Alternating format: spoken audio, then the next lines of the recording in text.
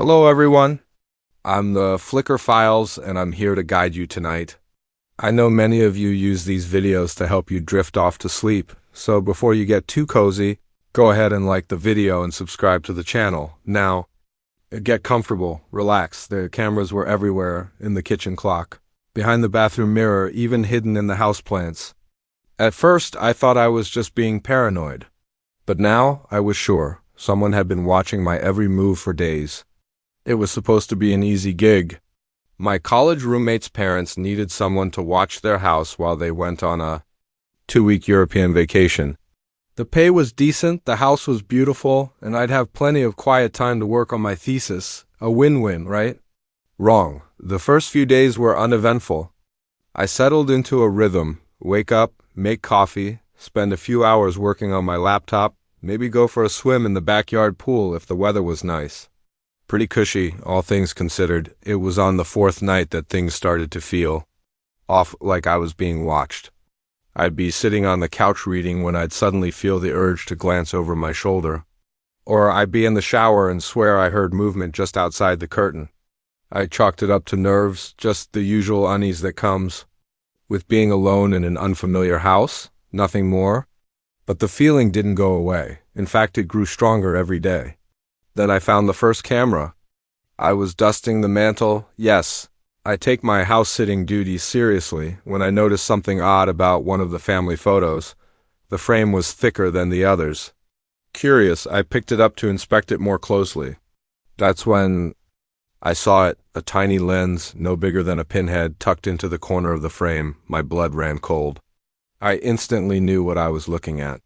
Suddenly, all those moments of unease made a terrifying kind of sense. Heart pounding, I started searching the house more thoroughly. Within the next hour, I found 6 more hidden cameras. They were everywhere: the living room, the kitchen, my bedroom, even the bathroom. Someone had gone to great lengths to keep this house under constant surveillance. But why? And more importantly, who? I thought about calling the police. But what could I say? That I'd found some cameras in a house I was looking after. For all I knew, the homeowners had installed them for security. It seemed unlikely given how well they were hidden, but I couldn't rule it out. No, I needed more information before involving the authorities. I had to find out who was behind this. The next day, I pretended everything was normal, all while planning my next move. I stuck to my usual routine, careful not to show any sign that I'd discovered the cameras. Meanwhile, I cataloged what I'd found and looked for any patterns. Most of the cameras appeared to be wireless, likely transmitting to a receiver somewhere nearby. If I could find that receiver, maybe I could trace it back to whoever had been watching me. That night, I put my plan into motion. I turned on every TV and radio in the house, cranked the volume up, and began systematically searching room by room. The noise would help mask the sounds I made, and hopefully conceal my true intentions from anyone watching. I started in the basement, checking every corner and crevice. Nothing. The first floor was the same, no sign of a receiver. By the time I reached the second floor, I was starting to lose hope. That's when I noticed the attic access panel in the hallway ceiling. It was slightly ajar, just enough to notice if you were paying attention. Bingo, heart racing. I pulled down the folding ladder as quietly as I could. Each creak of the old wood sent a jolt of adrenaline through me. What was I about to find up there? And more importantly, would someone be waiting for me? I climbed slowly, every sense on high alert. The attic was dark, dusty, filled with the usual collection of boxes and old furniture. But in the far corner, I saw a faint blue glow. Creeping forward, I found exactly what I'd hoped and feared. A laptop, connected to a set of small monitors. Each screen displayed a different room in the house. I watched myself on one of them, standing in the attic, lit by the eerie electronic glow. I'd found the surveillance hub. Now I just needed to figure out who it belonged to. The laptop was password protected, of course. I'm no hacker, but I knew enough to check the browser history. Most of it had been cleared, but a few entries remained. And what I read made my blood run cold. Multiple searches for my name, my social media profiles, my university records. Whoever was behind this wasn't just spying on the house. They were spying on me. That's when I heard a car door slam outside. Panic surged through me. I rushed to the attic window and looked out. A dark figure was approaching the house. I had to get out now. I scrambled down the attic ladder, no longer caring about the noise I made. All I could think about was escaping. I ran to my room, grabbed my phone and wallet, and bolted for the stairs. That's when I heard the front door open. I froze, one foot on the top step. Heavy footsteps. Echoes rang out from the entryway. Slow, deliberate, they knew I was here. My mind raced. The back door was locked. I'd never reach it in time. Same for any of the windows. I was trapped on the second floor. The footsteps began to climb the stairs. In a moment of desperation, I ducked into the master bedroom and locked the door. It wouldn't hold them for long, but it might buy me enough time to think. I could hear them now, moving down the hallway, trying doors. It was only a matter of time before they reached mine, the window. It was my only chance. I ran to it and flung it open. Cool night air rushed against my face as I looked down. It was a long drop to the backyard, but just below was a sloped section of roof. If I could slide down that, I might reach the pool without breaking any bones. The doorknob rattled. Then came a loud thud. Someone was slamming against the door. No time left. I climbed onto the windowsill. Another thud. The doorframe splintered. I took a deep breath and let myself fall. The roof tiles scraped against my skin as I slid, trying desperately to control my descent. I hit the gutter hard, flipped over the edge, and plummeted the final few feet. I landed in the pool with a splash, the shock of the cold water knocking the air from my lungs. For a moment, I just floated there, stunned. Then survival instinct kicked in. I swam to the edge and hauled myself out, gasping and coughing. From inside the house, I could hear shouting. They knew I'd escaped. Soaked to the bone and shivering, I bolted for the back fence. I scrambled over it just as the back door burst. Open behind me. Flashlight beams cut through the darkness. I ran harder than I've ever run in my life, through backyards, down alleyways, across streets. I had no destination, just an overwhelming need to put distance between me and that house. Eventually, I found myself in a 24-hour diner on the edge of town. The waitress gave me a concerned look as I stumbled in, dripping wet and wild-eyed. I must have looked like hell. "Honey, are you all right?" she asked, already reaching for the phone. I nodded, still struggling to catch my breath. I need to call the police. The next few hours were a blur of questions and statements. I told the officers everything, the cameras, the attic, the intruder. They seemed skeptical at first, might have thought I was imagining things. But something in my demeanor must have convinced them I was telling the truth. They sent a team to the house. They found the cameras. The surveillance set up in the attic. Everything just as I described. But the intruder? No sign. Whoever had been watching me was gone, vanished into the night. The homeowners contacted. Overseas in Europe, swore they had no idea any of it existed. The investigation was ongoing, they told me. But it could be a while before they had real answers. In the meantime, I was left to pick up the pieces of my shattered sense of safety. I moved in with a friend. I couldn't bear the thought of being alone. I jumped at every strange noise, flinched at flashing lights. Sleep became a luxury I could rarely afford. But worst of all was the question that lingered in my every waking thought. Why me? What made me the target of such an elaborate scheme? And were they still out there, watching, waiting for another opportunity? I don't know if I'll ever feel truly safe again. The world seems darker now, full of hidden dangers and unseen eyes. But I survived. I escaped. And whatever comes next, I'll face it head on. After all, what doesn't kill you makes you stronger, right? I just hope I never have to test that theory again. The moment I saw his thumb jutting from the ragged sleeve of his jacket, I knew I should have kept driving.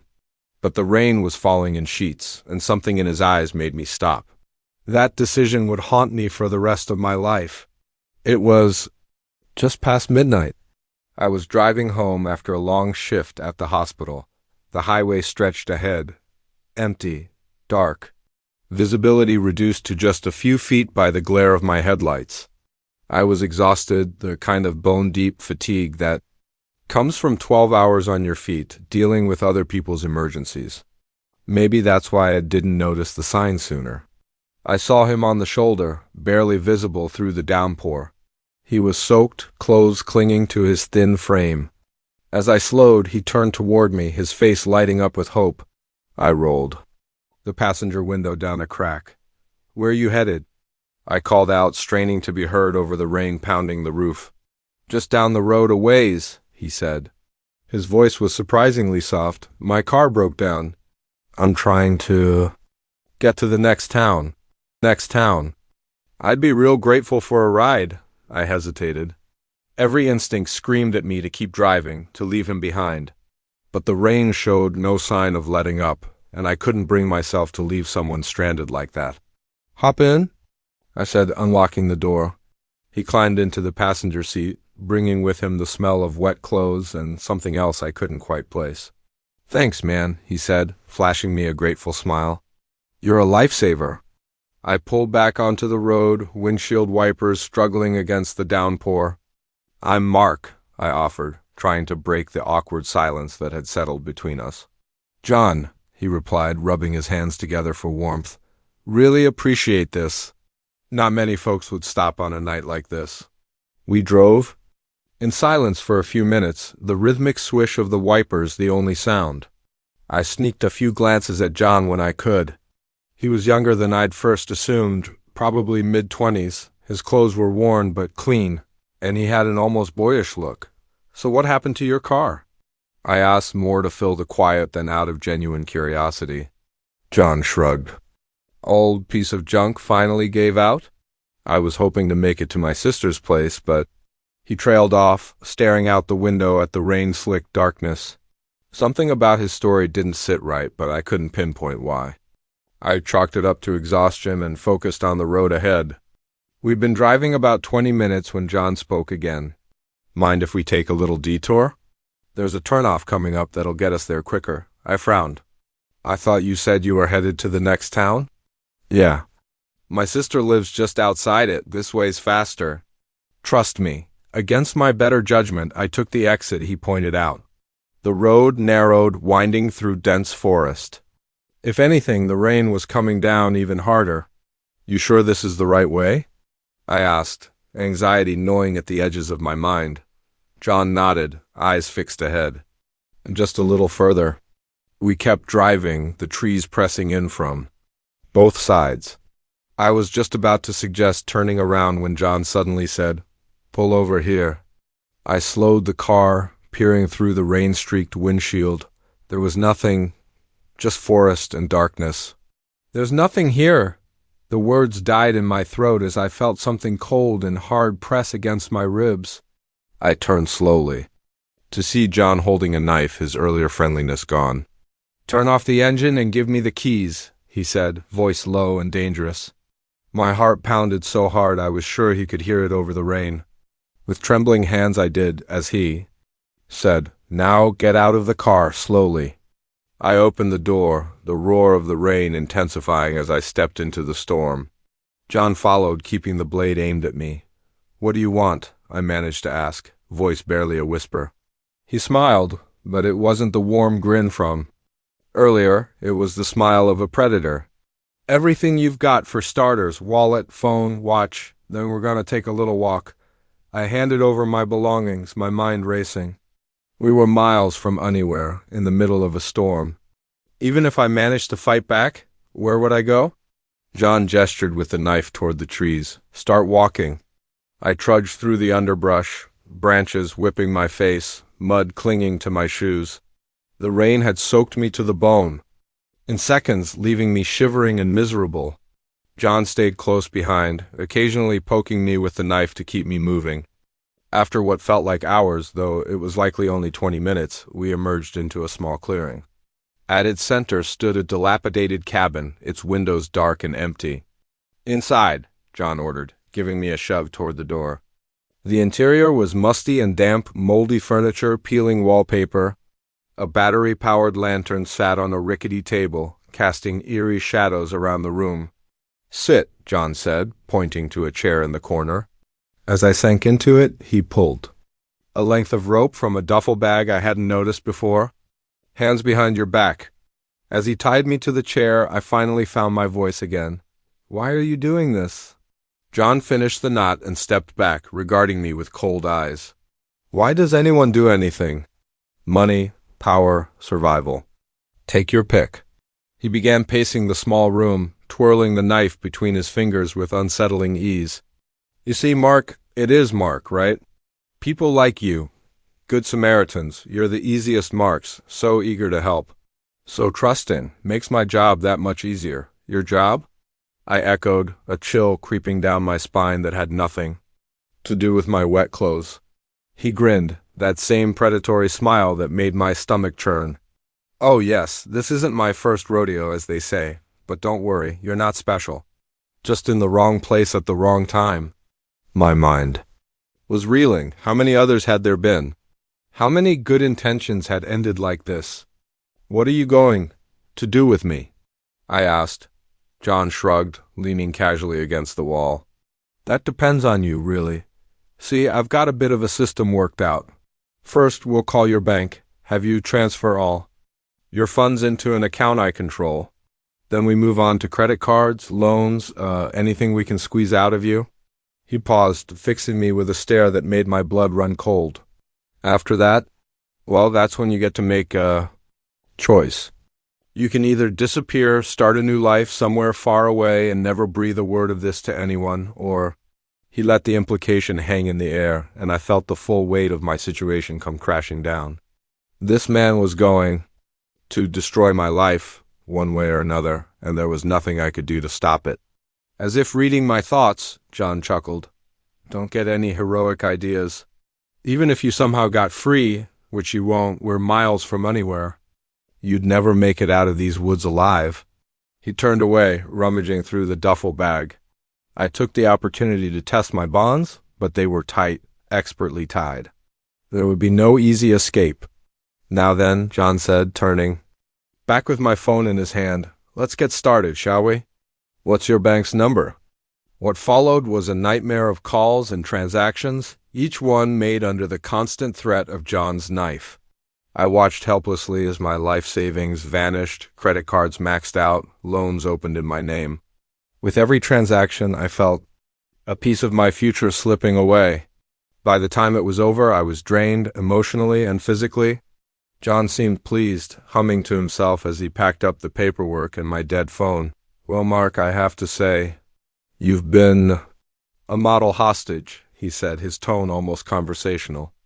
"Makes me almost sorry to do this next part." He walked toward me, knife in hand.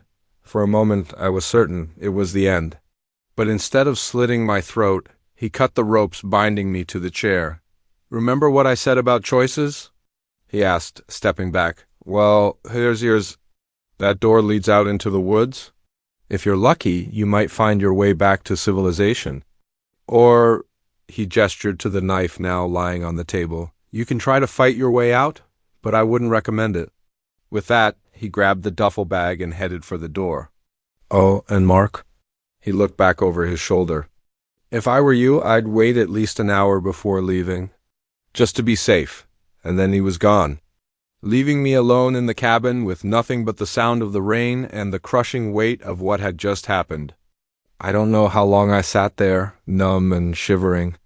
When I finally stumbled out into the rain, the sky was beginning to lighten with the first hints of dawn. It took me 6 hours to find my way back to the road. By then, John was long gone, along with my car and every cent to my name. The police were sympathetic but not optimistic. Men like John, they said, were experts at disappearing. Now, months later, I'm still dealing with the fallout. My credit is destroyed. My savings, gone. I jump at every shadow, flinch at every act of kindness, but I'm alive, and slowly I'm rebuilding. If there's one lesson I've learned, it's this. Sometimes, the most dangerous predators are the ones who look just like us.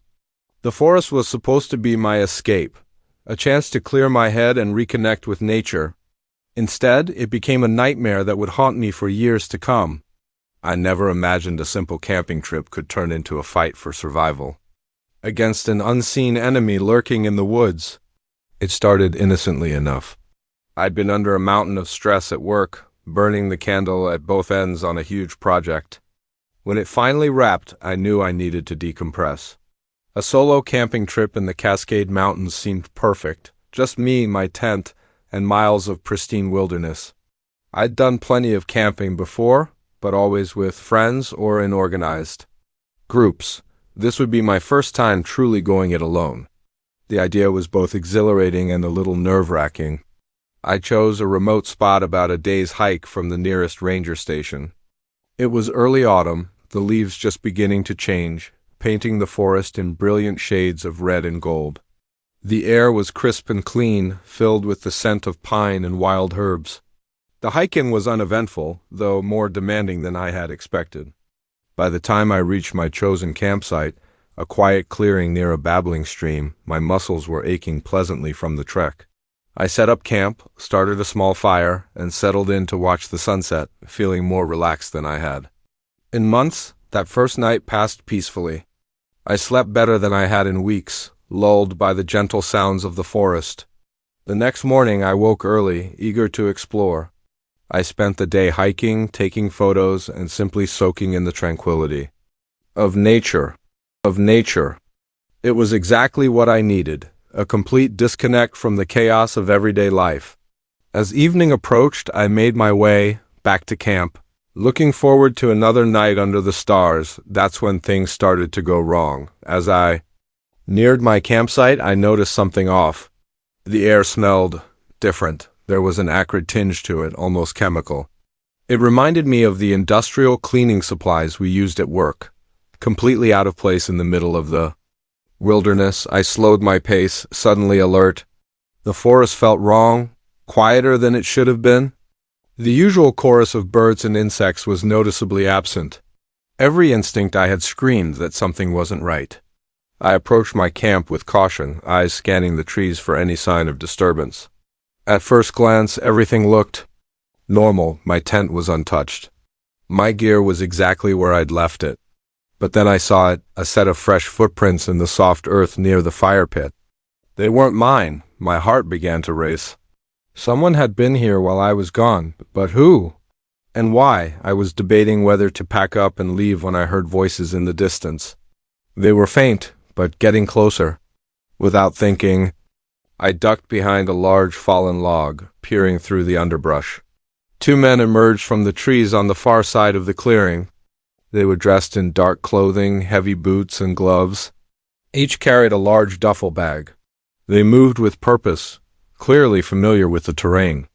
"This looks good," one of them said, dropping his bag with a metallic clank. "Far enough from the main trails, but still accessible." The other man nodded, scanning the area. His gaze swept over my hiding spot, and I held my breath, willing myself invisible. "Let's get set up," he said. "We need to be operational by nightfall." They began unpacking their bags, and my blood ran cold as I saw what they contained. Chemical jugs, tubing, hot plates, all the components of a mobile drug lab. I'd stumbled into the middle of a meth operation, hidden deep in a national forest. I knew I had to get out, to find help, but I was trapped. Any movement could reveal me, and I had no doubt these men would kill to protect their operation. So I waited, barely breathing, as the men began setting up the lab. The acrid smell intensified, burning my nostrils. I watched as they mixed chemicals with horrifying efficiency.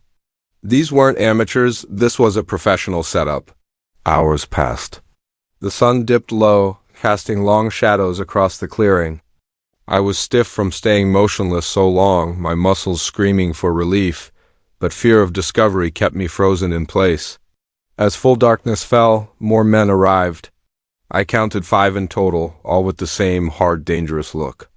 They spoke in hushed tones, discussing distribution routes and meeting points. I realized I was overhearing details of a major drug trafficking operation. I must have shifted slightly, trying to ease a cramp in my leg. A twig snapped beneath me, the sound deafening in the quiet night. Everyone in the clearing froze. "What was that?" one of the men asked, his hand moving toward his waistband, where I saw the outline of a gun. "Probably just an animal," another said, but his tone lacked conviction. "Check it out," the first man ordered. "We can't take any chances." Two of them began moving in my direction, flashlights cutting through the underbrush. I knew I couldn't stay hidden. It was only a matter of time before they found me. I had to run. Taking a deep breath, I exploded from my hiding spot, sprinting for the trees on the far side of the clearing. Shouts rang out behind me, followed by the pounding of boots. I ran blindly through the forest, branches slapping my face, roots threatening to trip me with every step. I could hear them behind me, gaining ground. They knew these woods better than I did. They were fresh, not stiff from hours of lying in wait. A gunshot cracked through the night. A bullet whizzed past my ear and lodged in a nearby tree. The sound pushed me into overdrive, adrenaline surging. I had no plan, no direction. Only one thought: put as much distance as possible between me and those men. But I couldn't keep running forever. I needed to hide, to lose them somehow. Up ahead, the ground sloped downward. I could hear the rush of water. The stream I'd camped near must widen into a river. A desperate idea formed. I veered toward the sound, pushing my body to its limit. The shouts were closer now. Another gunshot, even nearer this time. Then suddenly, the trees parted, and I was at the edge of a cliff. Below, maybe 30 feet down, the river surged, swollen by recent rains, its surface white and wild under the moonlight. I didn't hesitate as another bullet sparked off the rocks near my feet. I launched myself off the cliff. The fall seemed to last forever. Then I hit the water, a shock that knocked the breath from my lungs. The current seized me instantly, pulling me downstream, tumbling me again and again. I fought my way to the surface, gasping for air, then let the river carry me, using the last of my strength just to keep my head above water. I don't know how long I was in that river. Could have been minutes. Could have been hours. Eventually, the current slowed and I clawed my way onto a pebbled shoreline. I lay there shivering, coughing up water, too drained to move.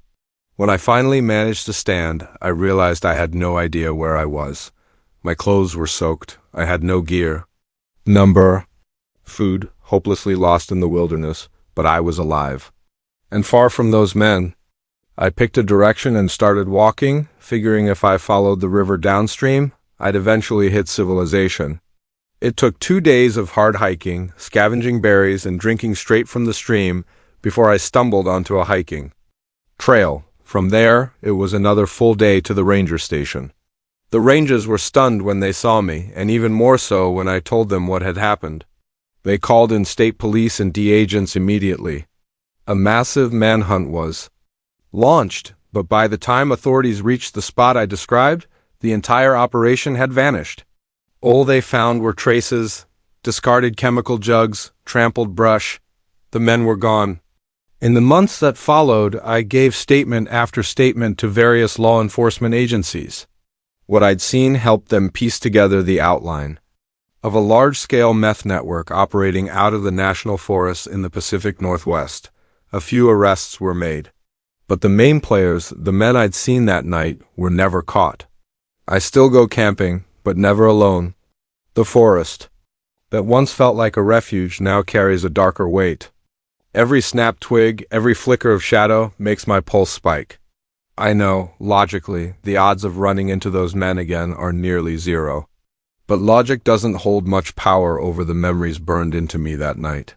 Sometimes in dreams, I'm still running through black woods, the sound of footsteps chasing close behind. I wake up gasping, tangled in my sheets, the phantom scent of chemicals lingering in my nose. They say what doesn't kill you makes you stronger. I'm not sure I believe that anymore. But I do know this: I survived. And every day since has been a gift I don't take for granted. The forest taught me a brutal truth, that even the most beautiful places can hide terrible things, but it also showed me a strength I never knew I had.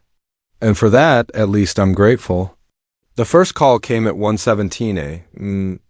I remember because I was staring at the clock, willing the hands to move faster, counting down the final minutes of my shift. I never should have answered, but I did. And that's when the nightmare began. My name's Alex, and I work the graveyard shift at WKRP, a small radio station in the middle of nowhere, Ohio. It's usually an easy gig. Play some tunes, take a few requests. Try not to fall asleep. Most nights, the hardest part is just staying awake. But this wasn't most nights. It started off like any other. I rolled in around midnight, relieved the evening DJ, and settled in for 6 hours of classic rock and the occasional late-night caller. The studio was small, just a soundboard, a couple monitors, and a window that looked out over the empty parking lot. Not much, but from midnight to 6 a.m., it was mine. The first few hours passed quietly. I played the usual mix-o-LED. Zeppelin, Pink Floyd, Bob Seger, sprinkled in a few local ads and weather updates. It was a slow night, even for us. No calls, no requests. Just me and the music.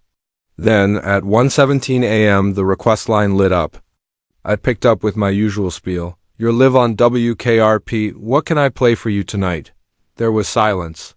Just as I was about to hang up, thinking it was a prank, I heard breathing, slow, deliberate. "Hello?" I asked, a little on edge. "Anyone there?" "Play something for me," a man's voice said. It was low, almost a whisper, and carried a strange quality to it I couldn't quite place. "Sure thing," I replied, trying to sound upbeat. "What would you like to hear?" "Surprise me," he said, and then the line went dead. I shrugged it off. Late-night callers can be weird sometimes, and this was far from the strangest request I'd ever gotten. I queued up Hotel California by the Eagles and went back to scrolling through my phone. 15 minutes later, the phone rang again. Same. "Number WKRP, what can I do for you?" I answered.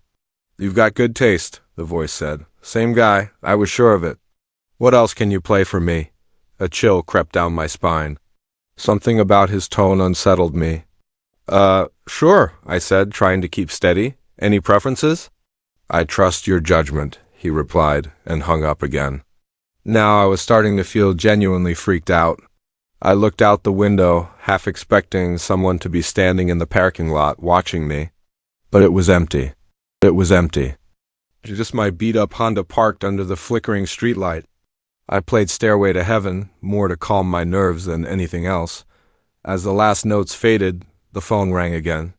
I stared at it, my hand hovering over the receiver. Part of me wanted to ignore it, to let it ring until whoever it was gave up. But I knew I couldn't. It was my job to answer, no matter how creeped out I was. "WKRP," I said, my voice trembling slightly. "I can see why people listen to you." The man said. His voice had changed, harder, more intense. "The way you pick the songs. The way you speak. It's captivating." My blood ran cold. "Who is this?" I demanded. He chuckled, a sound that made my skin crawl. "Just a fan, Alex, a very dedicated fan. He knew my name." "How did he know my name? We never used our real names on air. Just goofy DJ aliases." "Mine was the Night Owl." "Look," I said, trying to sound firm. "I don't know who you are or what you want, but this isn't funny. Please don't call again." "Oh, but I will," he said. "I'm closer than you think, Alex. I'm watching." The line went dead. My hands were shaking as I set the phone down. I looked around the small studio, suddenly feeling very exposed. The windows, normally a comfort, now felt like gaping vulnerabilities. Anyone could be out there, watching, and I'd never know. I tried to shake it off, to convince myself it was just some creep getting his kicks by scaring the late night DJ, but I couldn't shake the sensation, the feeling of being watched, tracked, studied.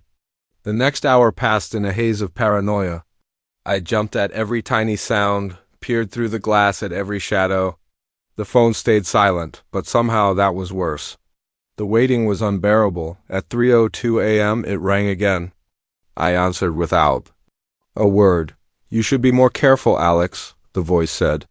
It was calm, almost soothing, which somehow made it more terrifying. You never know who might be listening or watching. "What do you want?" I whispered. "To play a game," he said. It's simple. I'll give you a choice of songs to play. Choose correctly, nothing happens. Choose wrong and... Well, let's just say the consequences won't be pleasant. My mind reeled. This couldn't be real.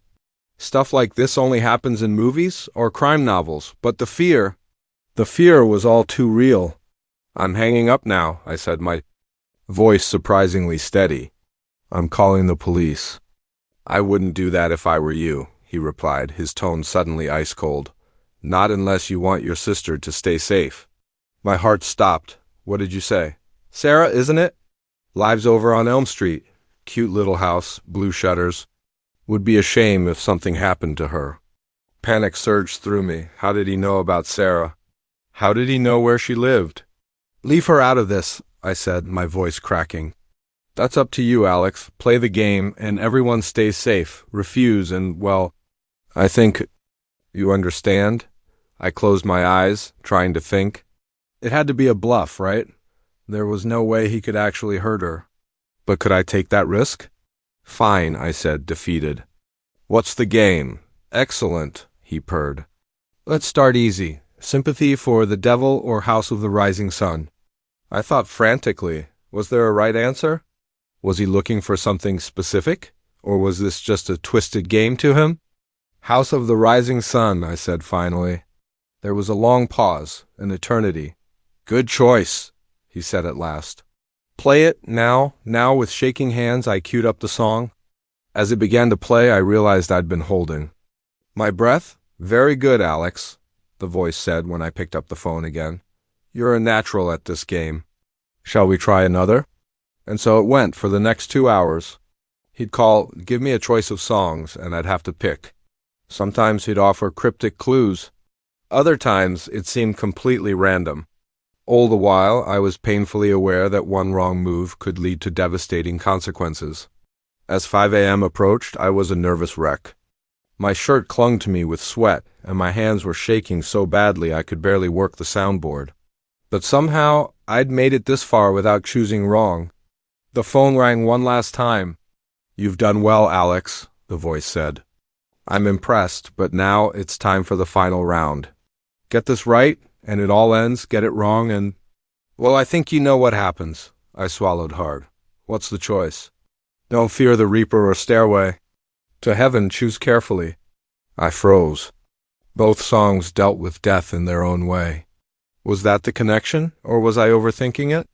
My mind raced, searching for a hidden meaning, some clue I might have missed. In the end, I went with my gut. Stairway to Heaven, I said, my voice barely above a whisper. The silence that followed was the longest of my life. I could hear my heartbeat in my ears, feel cold sweat trailing down my back. Finally, he spoke. Congratulations, Alex. You've won the game. Relief washed over me. So powerful it was almost painful. It's over? I asked, hardly daring to believe it. For now, he said, and I could hear the grin in his voice. You've proven to be a worthy opponent. I look forward to our next game. The line went dead for the final time. I sat there in stunned silence as the first rays of dawn began to creep through the window. The night was over, but I knew the nightmare was far from done. Whoever this man was, whatever twisted game he was playing, I had the sinking feeling this was only the beginning. As I signed off and the morning DJ arrived, I couldn't shake the sense that someone was still watching. I practically ran to my car, glancing over my shoulder the whole way. I called Sarah the moment I got home, relieved to hear her sleepy voice answer. She was fine, completely unaware of what had happened. I didn't tell her about the night. How could I? In the daylight, it all seemed impossible, like some surreal nightmare. But as I finally crawled into bed, exhausted and on edge, I knew one thing for sure. I'd never again feel truly safe in that radio booth. And somewhere out there, a man with a chilling voice was waiting, plotting his next move in a game I never agreed to play. The next night, as I prepared for my shift, my hands trembled as I reached for the studio door. The phone loomed like a threat, silent, ominous. And I wondered, not for the first time, if I'd chosen the wrong career. But deep down, I knew it wouldn't matter. He'd found me once. He could find me again. The game, it seemed, was far from over. The moment I pushed aside that old painting and saw the tiny red light blinking back at me, I knew my life would never be the same. What I thought was a charming fixer-upper was about to become my own personal house of horrors. I'd always dreamed of owning a home, a place where I could settle in, put down roots, really make it mine. When I stumbled across the listing for the old Victorian on Maple Street, it seemed too good to be true. The price was shockingly low for the neighborhood, and despite its obvious need for TLC, the bones of the house were solid. The real estate agent, a bubbly woman named Karen, was almost too eager to close the deal. Looking back, I should have seen that as a red flag, but I was blinded by the idea of finally having a place of my own. The day I moved in was a whirlwind of boxes, furniture, and excited plans for all the renovations I wanted to tackle. It wasn't until that evening, as I settled in for my first night in the house, that I noticed something strange. I was hanging a mirror in the hallway when I caught a glimpse of something behind one of the old paintings left behind by the previous owner. Curious, I took the painting down and found myself staring at a small, blinking red light embedded in the wall. At first, I thought it might be part of some outdated security system. But the longer I looked, the more uneasy I felt. It wasn't old at all. It was a camera. A very small, very modern camera. My heart began to race. I began searching the rest of the house. In the living room, I found another camera hidden inside a vent. In the kitchen, one was tucked behind the microwave. Even in the bathroom, I discovered a tiny lens staring out from behind the mirror. By the time I finished my sweep, I had uncovered no fewer than 12 hidden cameras throughout the house.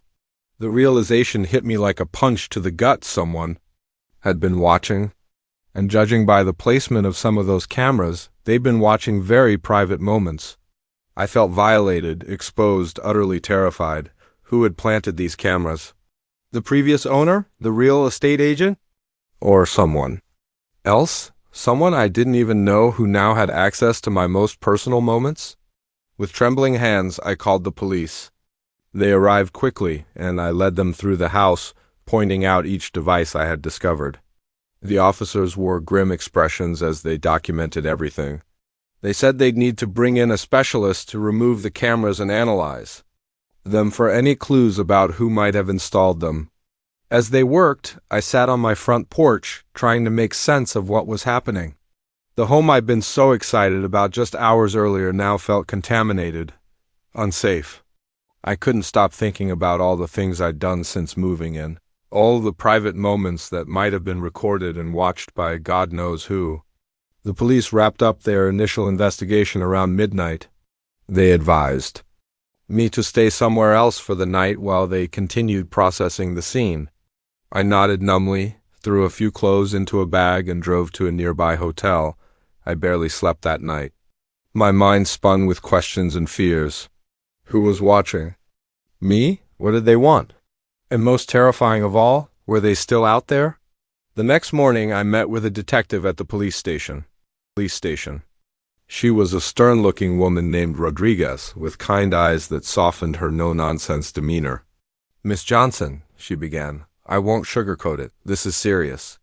The cameras we found in your house are high-end and professionally installed. This isn't some hobbyist or peeping Tom. Whoever did this knew exactly what they were doing." My stomach dropped. "Do you know who it was?" I asked, dreading the answer. Detective Rodriguez shook her head. "Not yet. But we're working on it. We've pulled the property records and we're looking into everyone who's had access to the house over the past few years. Previous owners, real estate agents, maintenance workers, everyone." She paused, fixing me with a steady look. "In the meantime, I have to ask, is there anyone who might want to keep tabs on you? An ex-partner, maybe? Someone you've had problems with?" I shook my head, a bit offended by the question. "No, nothing like that. I'm pretty boring, honestly. I can't imagine why anyone would want to spy on me." Rodriguez nodded, seemingly satisfied with my response. "All right. We'll keep digging. In the meantime, we've removed all the cameras we could locate. We'll have a team do another sweep just to be sure we didn't miss anything. But Miss Johnson, I have to be honest with you, your house is now a crime scene. It might be a while before you can move back in. I nodded, feeling a wave of relief and despair all at once. On one hand, I couldn't imagine returning to that house knowing what had happened there. On the other, it was my home. I'd poured my savings into it, had so many dreams for it. The thought of losing it was devastating. As I left the police station, I felt utterly lost. Where was I supposed to go? What was I supposed to do? I ended up back at the hotel, staring at the bland walls and generic artwork, feeling more alone than I ever had in my life. Days turned into weeks. The police investigation continued, but they didn't seem any closer to figuring out who had bugged my house. I lived out of a suitcase, bouncing between hotel rooms and the spare beds of sympathetic friends. My life was on hold, and the never-ending uncertainty was beginning to wear me down. It was during that time that I started noticing other strange things. Calls from unknown numbers that would hang up as soon as I answered. A car that always seemed parked on my street every time I drove by the house. Once, I could have sworn I saw a figure standing at the window of my house watching me. But when I looked again, they were gone. I kept telling myself I was being paranoid, that the stress was playing tricks on me, that I was seeing things that weren't really there. But the sense of being watched, of being hunted, never went away. About a month after the cameras were discovered, Detective Rodriguez called me in for another meeting. The moment I saw her face, I knew it wasn't good news. "We've hit a dead end," she said, her voice tinged with frustration. The cameras were all purchased with cash from electronics stores across 3 different states. The installation was professional, but there's no paper trail. And the previous owners check out. They're an elderly couple who retired to Florida. They seem just as shocked as you are. I felt my last bit of hope slip away. "So, what does that mean?" I asked, my voice small. Rodriguez sighed. "It means we don't have enough to go on.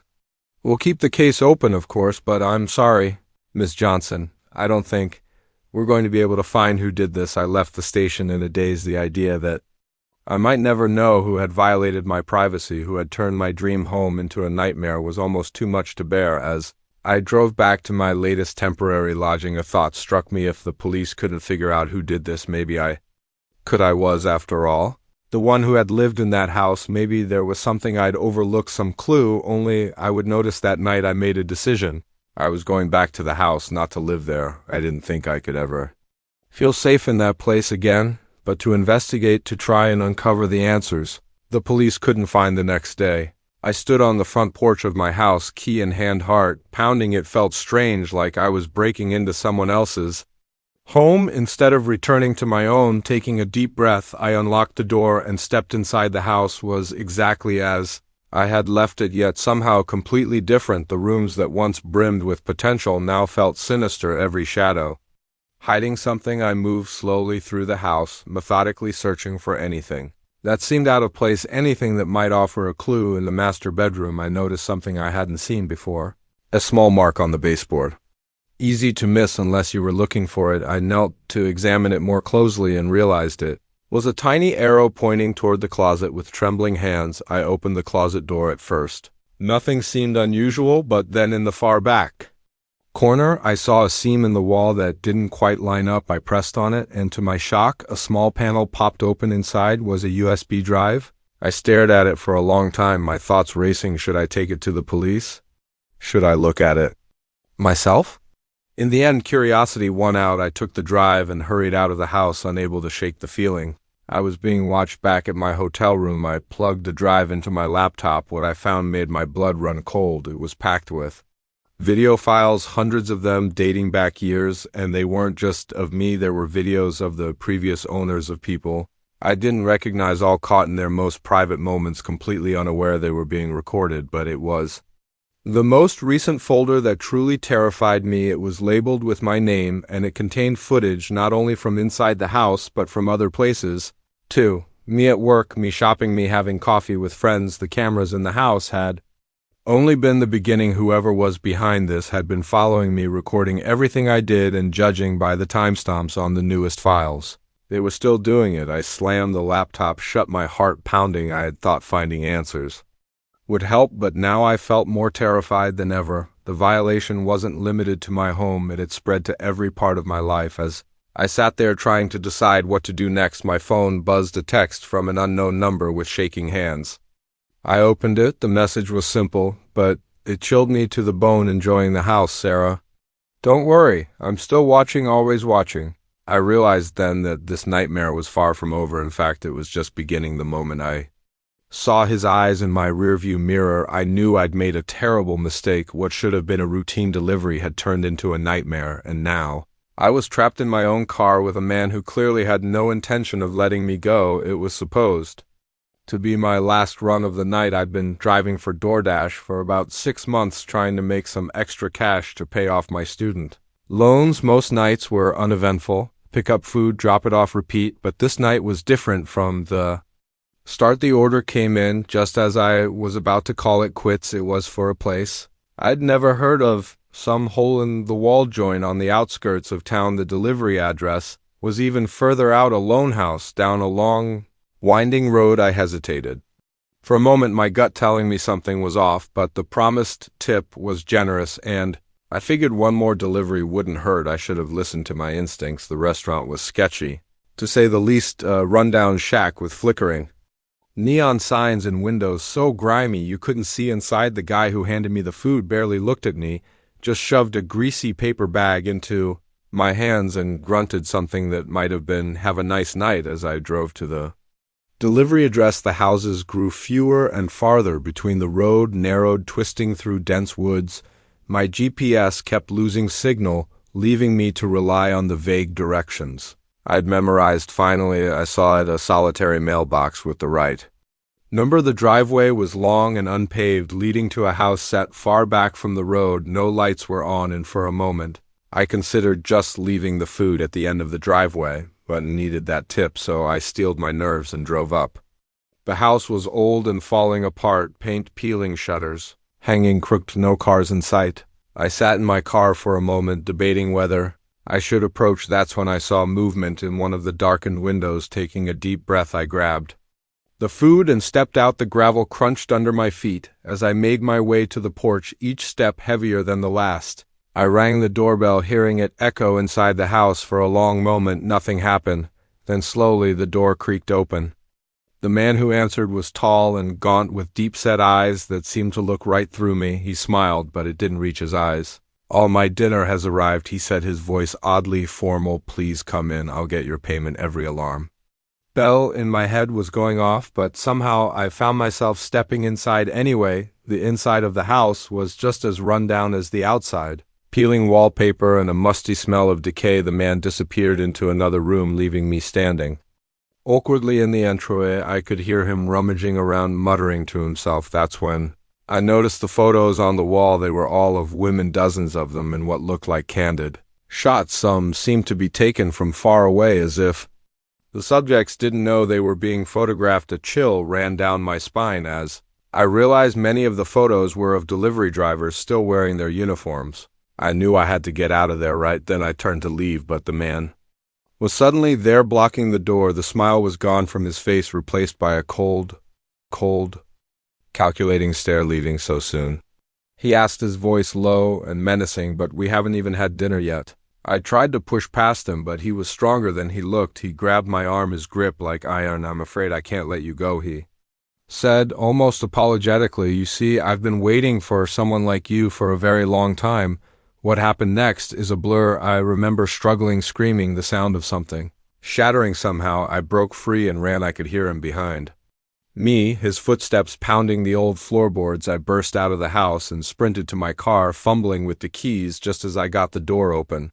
I felt his hand on my shoulder. In a panic, I whirled around, my keys clutched between my fingers like a weapon. I must have caught him off guard because he stumbled back, giving me just enough time to dive into my car and lock the doors. My hands were shaking so badly I could barely get the key into the ignition. The engine roared to life just as the man slammed into my driver's side window. I threw the car into reverse, tires spinning on the gravel as I flew down the driveway at a reckless speed. I thought I was free. I was wrong. As I turned onto the main road, I saw headlights in my rearview mirror. He was following me in his own car, gaining ground fast. The next hour was the most terrifying of my life. I sped through the dark country roads taking random turns, trying desperately to lose him, but he stayed right on my tail, sometimes pulling up beside me, trying to force me off the road. My phone had no signal out here. I was completely alone, running low on gas with a madman in pursuit. I knew I couldn't keep this up much longer then, like a miracle, I saw lights ahead, a gas station.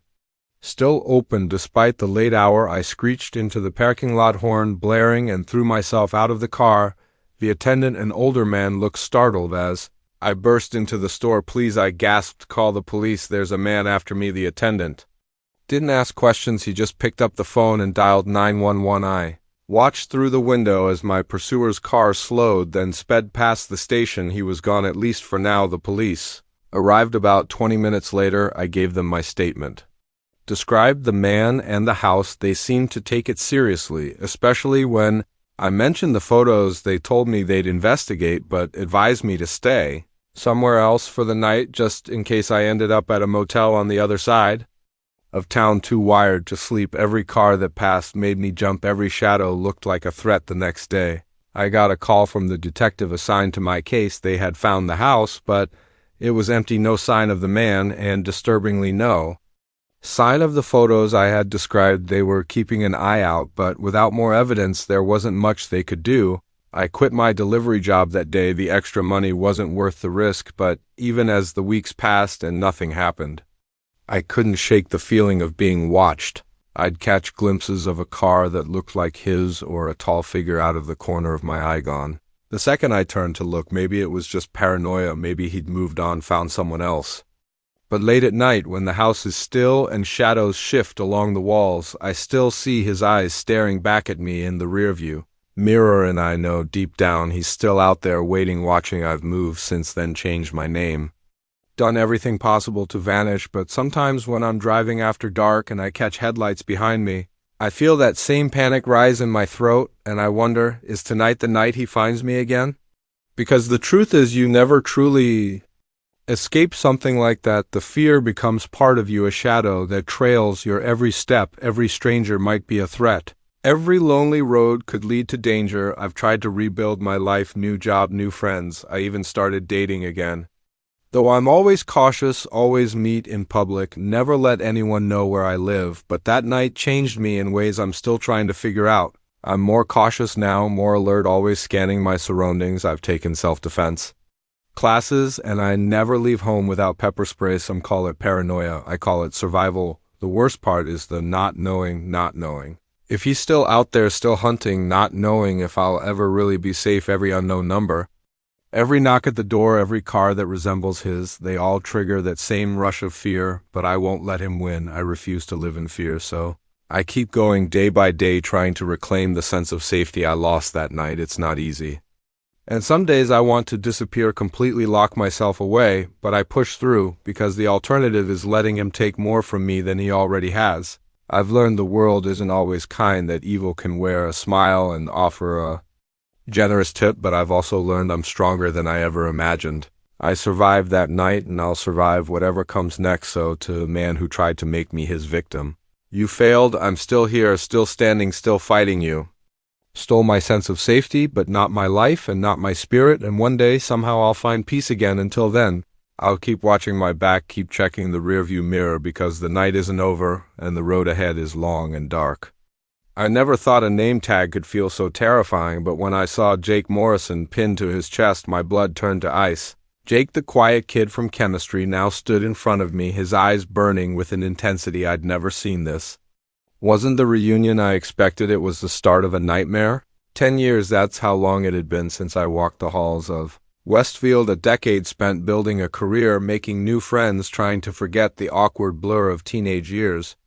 When the invitation to our 10-year reunion arrived, I was hesitant, but curiosity got the better of me. I wanted to see how everyone had changed, wanted to measure my progress against theirs. It was vanity, pure and simple. If I'd known what was waiting, I would have burned that invitation and never looked back. The reunion was held in the old gym, transformed for the night with streamers, balloons, and a sad-looking disco ball. The smell of punch and nostalgia hung heavy in the air. I arrived fashionably late, hoping for a grand entrance. Instead, I slipped and barely noticed the hum of 100 conversations filled the space. I recognized a few faces, the football team captain now sporting an impressive beer gut, the head cheerleader, her smile too. Wide, too desperate, everyone seemed desperate to impress, to prove how well life had turned out for them. It was exhausting. I was heading to the bar, desperate for a drink, when I felt a tap on my shoulder. I turned, and there he was, Jake Morrison. Jake had been easy to ignore in high school, quiet, average, always at the back of the class. We'd worked on a few chemistry projects, but I couldn't remember ever having a real conversation with him, and now here he was, grinning wide, a smile that didn't quite reach his eyes. "Sarah, I was hoping you'd be here," he said, his voice too eager, too rehearsed. "Jake, hi," I replied, struggling for words. "It's been a while. How have you been?" His smile stretched wider. "Oh, I've been great, really great. I've thought about you a lot, you know." Something in the way he said it made my skin crawl, but I shrugged it off. This was Jake, harmless, forgettable. "Jake, that's nice," I said, already looking for an exit. "Listen, I was just heading to grab a drink." "It was good seeing you." I turned to leave, but his hand shot out, gripping my arm with surprising strength. "Let me get that?" "For you," he insisted. "What's your poison?" Before I could protest, he was already guiding me toward the bar. I could feel the eyes of our former classmates following us, their curiosity and confusion practically radiating. Jake Morrison and Sarah Thompson. Now there was a pairing no one expected. As we waited for our drinks, Jake kept up a steady stream of conversation. He knew everything about my life since high school, my job, where I lived, even the name of my cat. It was deeply unsettling. I hadn't posted most of that anywhere online, and I certainly hadn't stayed in touch with Jake. "How do you know all this?" I asked, unable to hide the sharpness in my tone. He just gave that same unsettling smile. "I like to keep tabs on old friends," he said, "especially special ones like you." The bartender handed us our drinks, and I took a large gulp of mine, desperate for the burn and the courage. Jake watched me the whole time, his eyes fixed on me like I was under a microscope. As the evening wore on, I tried to mingle with others, but Jake was never far, hovering at the edge of every conversation. When I went to the restroom, he was waiting outside when I came out. When I stepped out for some air, he was at my side within moments. "Remember that chemistry project we did together?" he asked, as we stood beneath the night sky. "The one on chemical reactions?" I nodded, not trusting my voice. Of course I remembered. It was the only time we'd really interacted in high school. "I learned a lot from that project," Jake continued, his voice taking on a dreamy tone. "About chemicals, sure, but mostly about you," he smiled.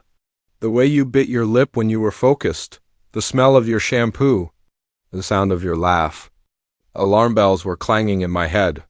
This wasn't reminiscing, this was obsession. "Jake," I said cautiously, "that was a long time ago. We were kids." His face darkened. "It doesn't feel that way to me," he said, his voice low and dangerous. "It feels like yesterday. Every day feels like yesterday when I think of you, Sarah." I took a step back. He mirrored it, closing the gap. "I've waited so long for this night," he whispered.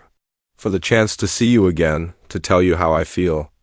"I think I should go," I said, my voice shaking. I turned to head back inside, but his hand clamped around my wrist, pulling me to a stop. "You can't leave," he hissed. "Not yet, not when there's still so much to say." I yanked my arm free and sprinted back into the gym, my heart pounding like a drum. I scanned the crowd, in a panic, desperately searching for a familiar face, someone, anyone I could trust. But everyone was wrapped up in their own reunions, laughing, talking, oblivious. No one noticed. No one saw my fear. Then I felt him behind me. I turned. Jake stood there, his face twisted with barely concealed fury. "Why are you running from me?" he demanded. "After everything I've done for you? Everything you've done?" I echoed, stunned. "Jake, we barely knew each other in high school. We haven't spoken in 10 years. He laughed. A hard, bitter sound that made people glance our way. "Oh, Sarah," he said, shaking his head, "we've spoken every day. You just didn't realize it was me." A chill crawled up my spine as the pieces began to click into place. The anonymous messages, the feeling of being watched, the strange gifts left at my doorstep with no name, no sender. "It was you," I whispered, All this time, it was you. Jake's face lit up. You finally understand? He sighed, reaching for me. We're meant to be together, Sarah. I've known it since that day in chemistry class. And now we finally can be. I backed away, bumping into others, not caring about the attention I was drawing. Stay away from me, I said, voice rising. You're insane. His expression twisted with rage. Insane? He spat. I'm not insane, I love you. I've loved you for 10 years while you ignored me, dated other men, lived your life like I didn't exist. But that ends tonight. He lunged toward me, but I was faster. I turned and bolted, shoving through the crowd, ignoring the startled cries and stares. I burst through the gym doors and into the parking lot, fumbling for my keys. Behind me, I could hear Jake calling my name, his footsteps closing in fast. I reached my car and dove inside, slamming the lock down just as Jake hit the driver's side window. Sarah! He yelled, fists pounding on the glass. Don't do this. We're meant to be together. I started the engine, tires screeching, as I tore out of the parking lot. In the rearview mirror, I saw him standing there, watching. Even from a distance, I could feel the intensity of his stare. I drove for hours, too terrified to go home. I called the police from a gas station payphone, hands trembling as I recounted every horrifying detail. They took my statement and promised to investigate. But I could hear the skepticism in the officer's voice. To them, it probably sounded like a reunion prank gone sideways, but I knew better. I knew Jake's obsession was real and dangerous. I checked into a motel under a fake name, jumping at every sound, certain he would find me. Days turned into weeks. I changed my phone number, wiped all my social media, even considered starting over in a new city. But the fear didn't leave. Every time I saw a face that resembled Jake's, every time an unknown number lit up my phone, panic rose in my throat. Eventually, the police uncovered evidence of Jake's stalking, hidden cameras planted in my apartment, a notebook filled with detailed accounts of my daily routine. He was arrested, but made bail. The trial is still pending. Now I live my life constantly glancing over my shoulder. I've learned to stay alert, to trust my gut whenever something feels even slightly off. The carefree girl who walked into that reunion is gone. In her place stands someone more guarded, more aware, but I refuse to let Jake win. I won't let his obsession define me. I'm seeing a therapist, working to untangle the trauma and fear. I'm slowly rebuilding, this time on my terms. Sometimes, late at night, I think about that chemistry project we did together. How could I have known that a simple high school assignment would spiral into this? That the quiet boy in the back of the class would become the monster haunting my dreams? I don't have answers, but I do have determination. Determination to reclaim my life, to find peace, even if fear still lingers. Jake may have taken my sense of safety, but he can't take my strength. I survived his obsession, his stalking, his attack. I'll survive what comes next. Because that's who I am now, a survivor. And no reunion, no obsession, no fear can take that from me. The girl who walked into that gym might be gone, but the woman who walked out is stronger than ever and ready for whatever comes next. The moment I saw the glint of chrome in my rearview mirror, I knew this wasn't going to be an ordinary drive home. Little did I know those motorcycles were about to turn my quiet country road into a highway to hell. It was just past midnight, and I was heading home from a late shift at the diner. The road stretched ahead, a dark ribbon slicing through the Texas countryside. The radio was playing some old country tune, and I was singing along, my voice competing with the hum of my beat-up Chevy. I first noticed them about 10 miles outside town, just a couple pinpricks of light in my mirror, growing larger with every second. At first, I didn't think much of it. This road wasn't exactly busy, but it wasn't unusual to see other drivers, even at that hour. As they drew closer, I could make out the silhouettes of motorcycles, a group of them, maybe 5 or 6. They were moving fast, way above the speed limit. I eased to the right, giving them plenty of space to pass. But they didn't. Instead, they formed a V behind my car like a flock of metal geese. I could hear their engines now, a deafening roar drowning out my radio. My hands tightened around the steering wheel as I watched them in the mirror. Just a bunch of guys out for a late-night ride, I told myself, trying to calm the growing unease in my gut. They'll get bored and peel off soon. They didn't. For the next 5 miles, they stayed glued behind me, never falling back, never trying to pass. I could feel their engines rumbling through the seat beneath me. My palms were slick with sweat, leaving damp prints on the wheel. I tried to focus on the road, but my eyes kept darting to the mirror. In the dim glow, I could see the riders, all dressed in dark gear, full-face helmets hiding their identities, the visors reflecting the red of my taillights. Suddenly, one of them sped forward, pulling up beside my car. I flinched, jerking the wheel slightly before regaining control. The rider turned toward me, the blank black helmet staring through my window.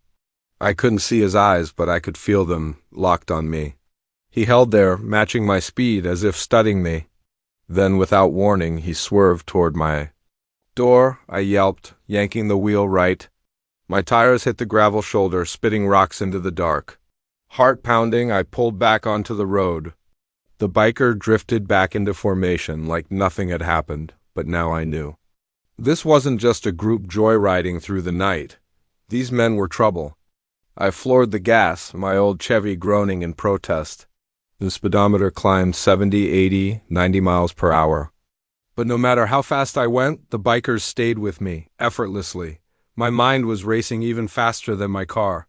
Who were these men? What did they want? I was just a waitress from a small-town diner. I didn't have enemies, at least none I knew of. This had to be random. But that thought didn't bring me comfort. Because random meant unpredictable. And unpredictable was, I fumbled for my cell phone, keeping one eye on the road and the other on my mirrors. No signal. Of course not. This stretch of highway was notorious for its dead zones. I was completely on my own. The bikers were growing. More aggressive now.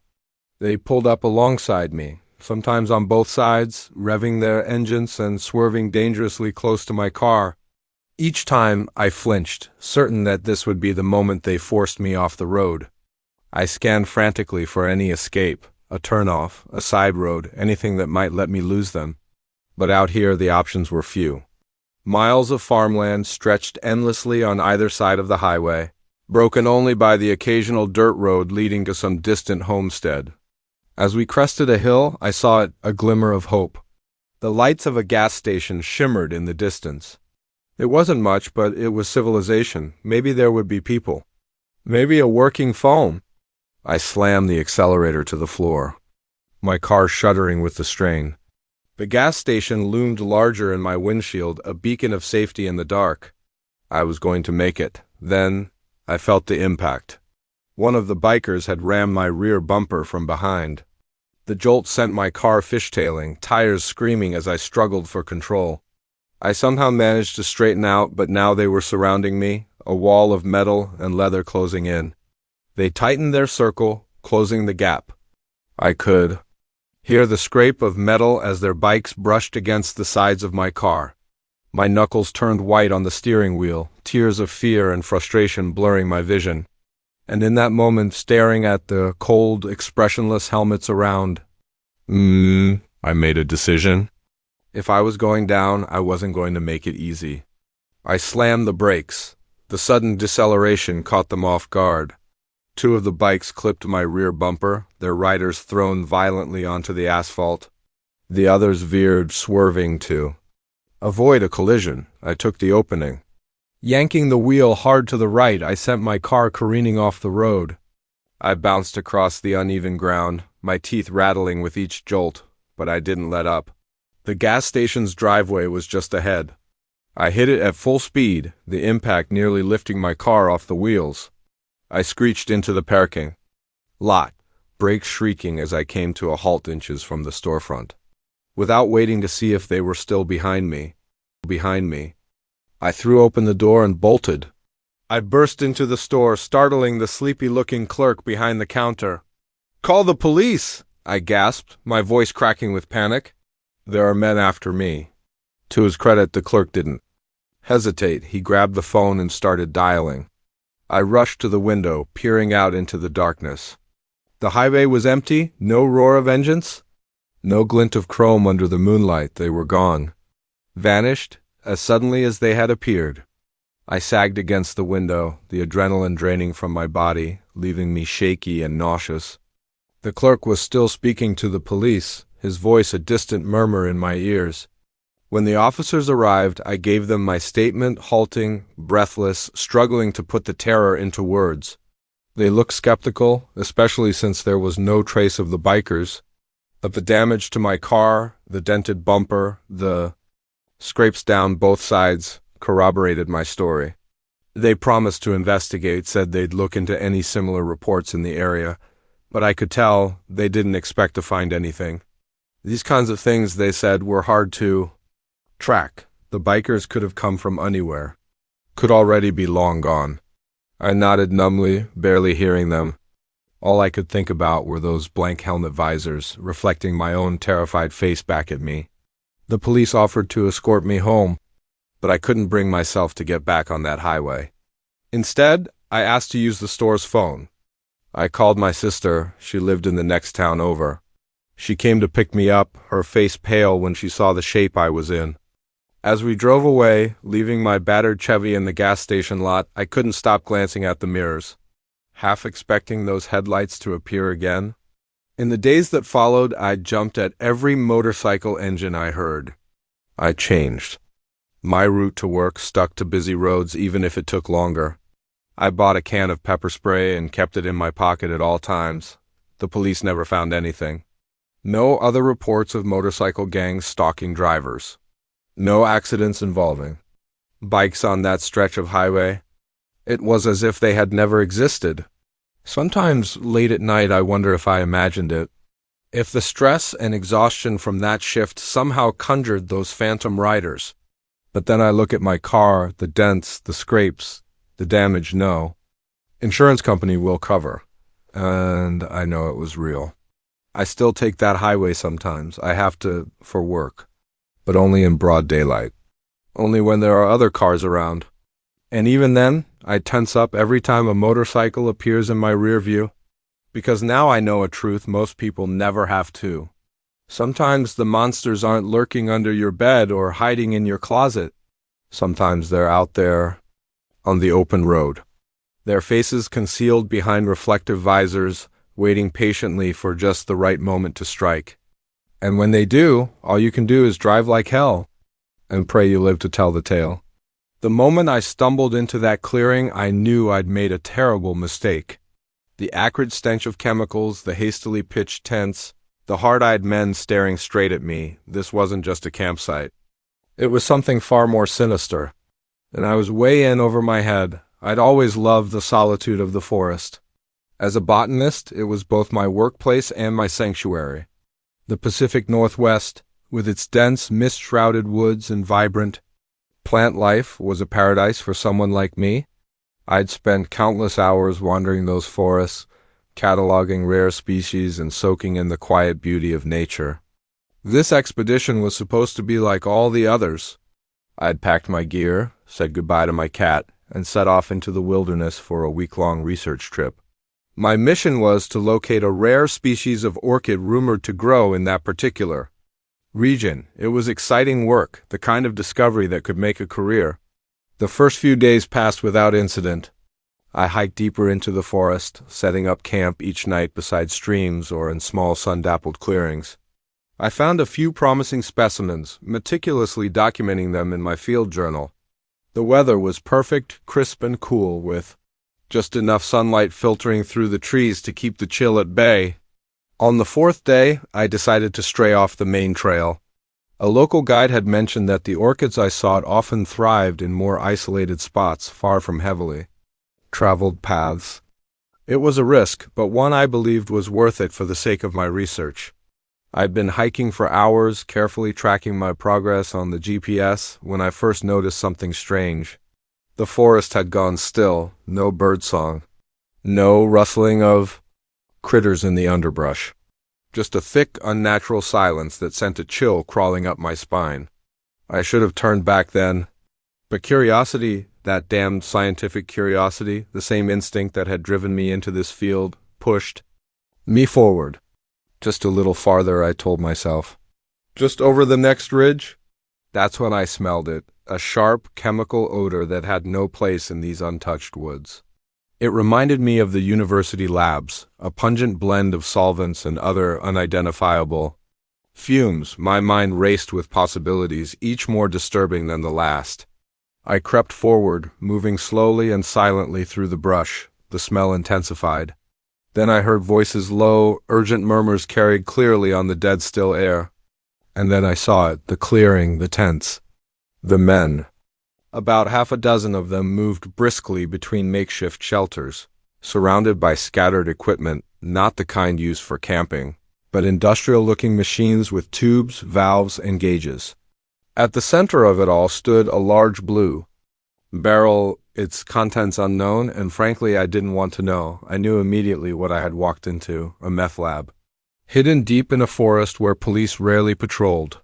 My heart pounded in my chest and sweat broke across my forehead despite the cool, damp air. Slowly, carefully, I began to back away. If I could retreat without being seen, I'd return to camp, pack up my things, and get the hell out of there. I'd report what I'd seen once I was safely back in civilization, but fate, it seemed, had other ideas. As I stepped back, my boot came down on a dry branch. Crack. The snap echoed through the clearing like a gunshot. Every head turned toward me. For a heartbeat, time froze. I stood there, paralyzed, locked in a stare with half a dozen strangers. I saw the shock flash across their faces, twisting rapidly into something else, something darker, anger, fear, a grim resolve. Then someone shouted, "Get her!" and all hell broke loose. I ran like my life depended on it, because it did. I tore through the woods, crashing blindly through the undergrowth, no thought of stealth or direction. All that mattered was distance from those men. I could hear them behind me yelling, branches snapping as they gave chase. My lungs were on fire, my legs screaming, but pure terror kept me going. I had no plan, no clue where I was headed. The carefully marked trail I'd followed out there was forgotten in my panic. I ducked under low-hanging limbs, leapt over fallen logs. Then a gunshot. The sound cracked through the trees, echoing like thunder. I screamed, instinctively ducking lower, legs pumping harder. They were shooting at me. This wasn't just about scaring me off, an unwanted witness. That's all I was to them. And these men? They were more than willing to kill to keep their operation hidden. I don't know how long I ran. Time lost all meaning in that frenzied flight through the woods. But eventually I realized something. I couldn't hear them anymore. The forest was silent again, save for the sound of my own ragged breathing. I slowed to a stop, my legs trembling from exhaustion and fear. Leaning against a tree, I tried to steady my breath and take stock of where I was. I was lost. That much was clear. In my panic, I'd veered far from the trail, and now I had no idea which direction would lead me back to camp, or back to safety. My backpack was still at the campsite, along with nearly all of my supplies. All I had with me was my field journal, a water bottle, and a small first aid kit. Not much to survive on, especially if I was stuck out here for days. As my breathing slowed, I became aware of a stinging sensation in my arm. I looked down and spotted a long scratch, probably from a branch I'd barreled into during my escape. It was bleeding slowly, but didn't seem too serious. Still, I cleaned it up and bandaged it as best I could with what little I had. Night was falling. The forest grew darker by the minute. I knew I had to find shelter, but the idea of staying in one place sent a fresh surge of panic through me. What if they were still out there, still searching? In the end, exhaustion made the choice for me. I found a dense thicket, crawled inside, and curled into the smallest shape I could manage. Sleep was impossible, but I dozed off in short bursts, jerking awake at every sound. The next few days were a blur, a haze of fear, hunger, and desperate attempts to make my way back to civilization. I walked during daylight, trying to follow the sun and hoping it would guide me east, toward the ranger station I knew had to be out there somewhere. At night I hid too terrified to light a fire, even as the temperature dropped. I rationed my water carefully, but it ran dry by the second day. After that, I drank from streams whenever I could find one, praying I wouldn't get sick. Hunger became a constant companion, a dull, gnawing pain in my gut that never went away. On the third day, I thought I heard the faint whir of a helicopter. I sprinted toward the sound, arms flailing, screaming at the top of my lungs. But the sound faded before I could make it to a clearing. I collapsed on the ground, sobbing in frustration and fear. Then, on the fourth day, I finally saw something that gave me hope, a trail marker. Weathered, half concealed by brush, but undeniably man-made. I nearly cried with relief. Following the markers, I soon stumbled onto a wider trail, and from there, to a fire road. I was limping by then, my feet covered in blisters, my body weak from lack of food and sleep. But the sight of that road gave me a surge of strength. I followed it, moving as fast as I could manage. As the sun began to set, I heard the most beautiful sound in the world. An engine. Moments later, a Forest Service truck rounded the bend. I staggered into the middle of the road, waving my arms wildly. The ranger slammed the brakes, staring at me in shock. My appearance, my story, left him speechless. He radioed for backup immediately, and soon I was wrapped in a blanket in the back of his truck, being driven toward safety. What followed was a blur. Interviews with police, medical evaluations, debriefings with my university. The meth lab was found and dismantled, though the men behind it had long since vanished. My research was put on hold indefinitely as I focused on recovering. It's been months now, and I still haven't returned to the deep woods. The thought of those quiet forests, once so comforting, now fills me with dread. I have nightmares about running through endless trees, some unseen terror always chasing me. But I'm healing, slowly but surely. I've started working again, doing field research in more accessible areas, never alone, always with a partner. And one day, I hope I'll have the courage to return to the wild places I once loved. Because despite everything, I still love the forest. It's a part of me, for better or worse. I've learned that nature isn't always gentle. Danger can hide in the most breathtaking corners of the world. But I've also learned something else. I'm stronger than I ever imagined. I survived those harrowing days, outmaneuvered men who wanted me dead and came out the other side. And that kind of strength, that kind of grit, no one can take from me. The moment I saw the children's eyes, I knew something was deeply wrong. What should have been a routine babysitting job was about to spiral into a night of unimaginable terror, and I was trapped in the middle of it. It was supposed to be an easy gig. I'd been watching the Wilson kids for months, Emma, 8, and Tyler, 6 every other Friday night.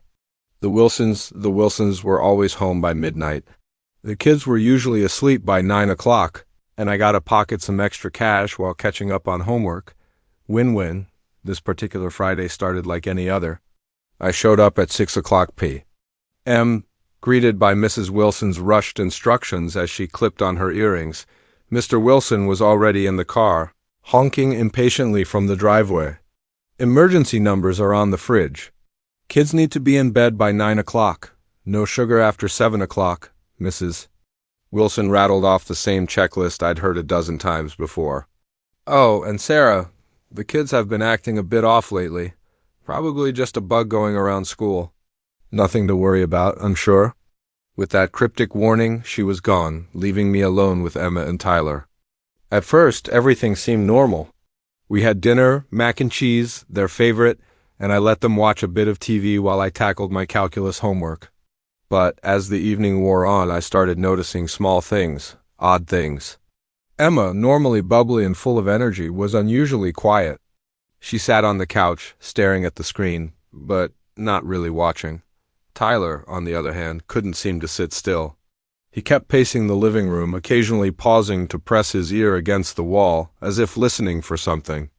"You guys okay?" I asked, trying to keep my voice light. "Feeling all right?" They both turned toward me and a chill ran down my spine. Their eyes? There was something wrong with their eyes. The pupils were blown wide, almost completely. Black, and they seemed to reflect the light in a way that felt, wrong. "We're fine, Sarah," Emma said, her voice flat, empty of emotion.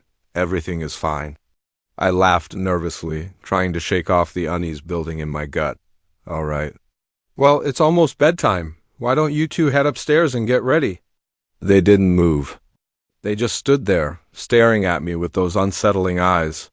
Sarah, Tyler said, his voice deeper than any 6-year-old should be, do you want to play a game? Before I could respond, the lights flickered once, twice, then everything went black.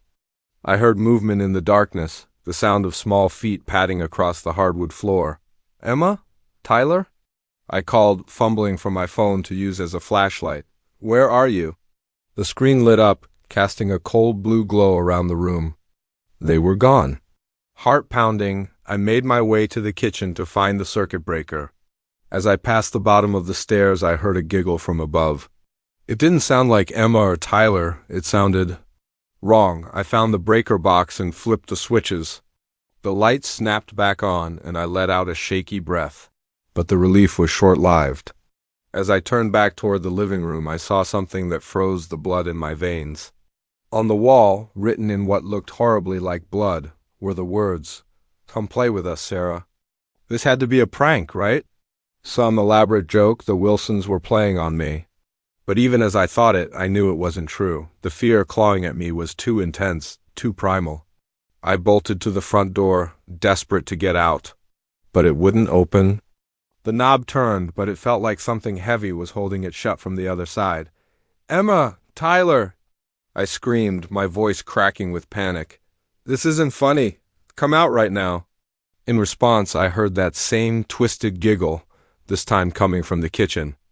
I spun around and there they were, standing side by side in the doorway, but they didn't look like Emma and Tyler anymore.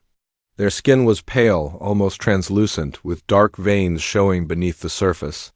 Their mouths were stretched into impossibly wide grins, revealing rows of sharp, pointed teeth. And their eyes... God, their eyes were completely black now, like bottomless pits. What's wrong, Sarah? Emma asked, her voice a raspy mockery of her usual innocent tone. Don't you want to play? I backed away, my mind spinning. This couldn't be real. Things like this don't happen in real life. But the terror gripping me was as real as anything I'd ever felt. What are you? I whispered, my back pressed tight against the locked front door. Tyler tilted his head to the side, the movement unnatural, like a broken doll. We're hungry, Sarah, he said, so very hungry. And you smell delicious. They started moving toward me, their steps jerky and inhuman like puppets yanked by tangled strings.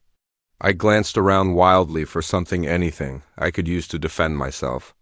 My eyes locked on the umbrella stand next to the door. I grabbed one, clutching the umbrella in front of me like a sword.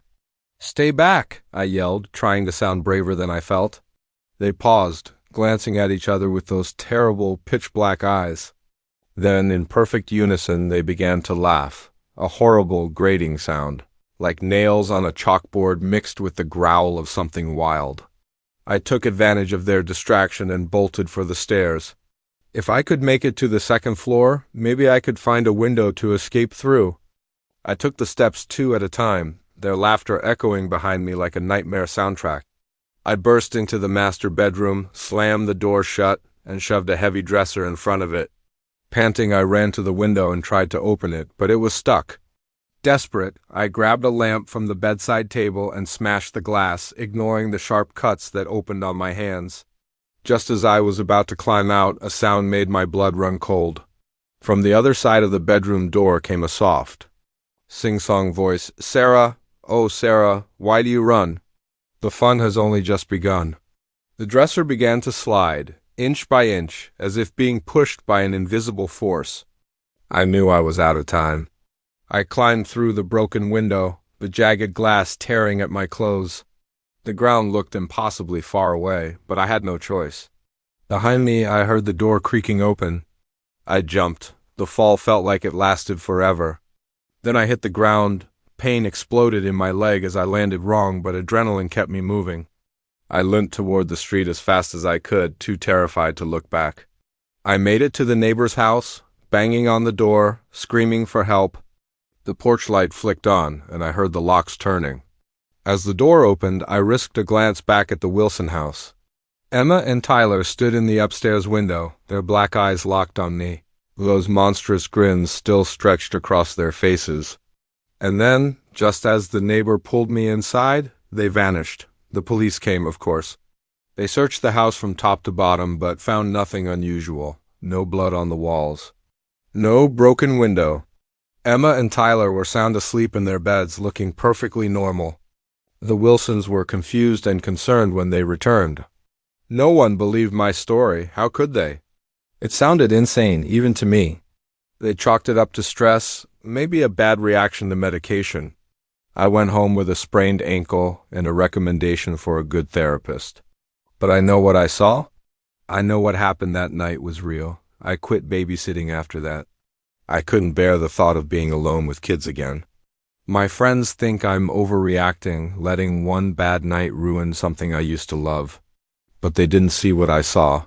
They didn't feel the kind of terror that changes you. Sometimes, late at night, I still hear that wrong giggle. In my dreams, those black eyes stare at me from the shadows. And I wonder, what if it happens again? What if next time there's no escape? I don't have answers. All I know is that the world is darker and more dangerous than I ever imagined. And somewhere out there, 2 children with black eyes and sharp teeth are waiting, hungry for their next victim. So if you're ever babysitting and something feels off, if the kids start acting strange or their eyes seem just a little too dark, don't wait. Don't try to explain it away. Just run. Run as fast and as far as you can.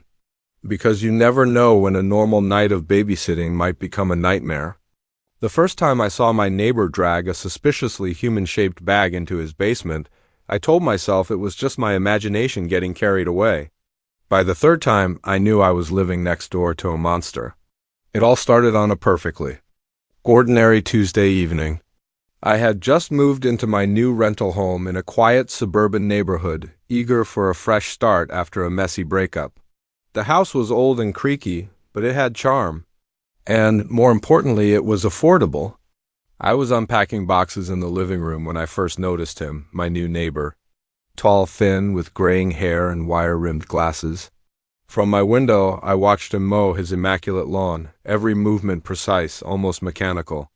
There was something off about the way he moved, too stiff, too deliberate, but I brushed it off. I've always had a tendency to overthink. That night, as I drifted off to sleep, I heard something strange, a dragging sound followed by a heavy thud. Curious, I peeked out my bedroom window. Under the dim streetlight, I saw my neighbor struggling with what looked like a large, heavy bag. He was hauling it toward his basement door. For a moment, just a split second, I could have sworn I saw the bag move. But then he disappeared into the basement, and I convinced myself it was just a trick of the light. Probably just old junk, I reasoned, nothing to worry about. The next morning, everything seemed normal. I saw him leaving for work, briefcase in hand, the picture of suburban respectability. He even waved at me as he got into his car. I waved back, feeling a little foolish for my late-night suspicions, but then it happened again and again. Always. Late at night after night, always when he thought no one was watching. The same routine, the dragging sound, the struggle with the bag, the disappearance into the basement. And each time, I grew more and more certain that what I was seeing was anything but normal. I began paying closer attention to my neighbor. His name was Harold. I learned that from our brief chats over the fence. He was polite if a little reserved. He worked as an accountant in the city. Mostly kept to himself, but that wasn't unusual for this neighborhood. Still, the more I observed, the more I noticed little things that didn't quite add up. Like how his trash bins were always nearly empty on collection day, despite him living alone. Or the strange chemical smell that sometimes drifted from his property late at night. Or the way he would stand in his backyard, staring into the distance with an intensity that sent chills down my spine. I knew I should go to the police, but what would I even tell them? That my seemingly normal neighbor dragged heavy bags into his basement at night? That I had a bad feeling about him? They'd think I was crazy or worse, just a nosy neighbor stirring up trouble. So I did the next best thing. I started investigating on my own. I know, it sounds completely insane. But I couldn't just sit back and do nothing, not when I was convinced something horrible was happening right next door. I started keeping a detailed log of Harold's comings and goings. I noted the times he left for work, when he got home, and most importantly, when those late-night basement trips occurred. I even bought a pair of binoculars for better nighttime surveillance. If anyone had seen me, they'd have thought I was the crazy one.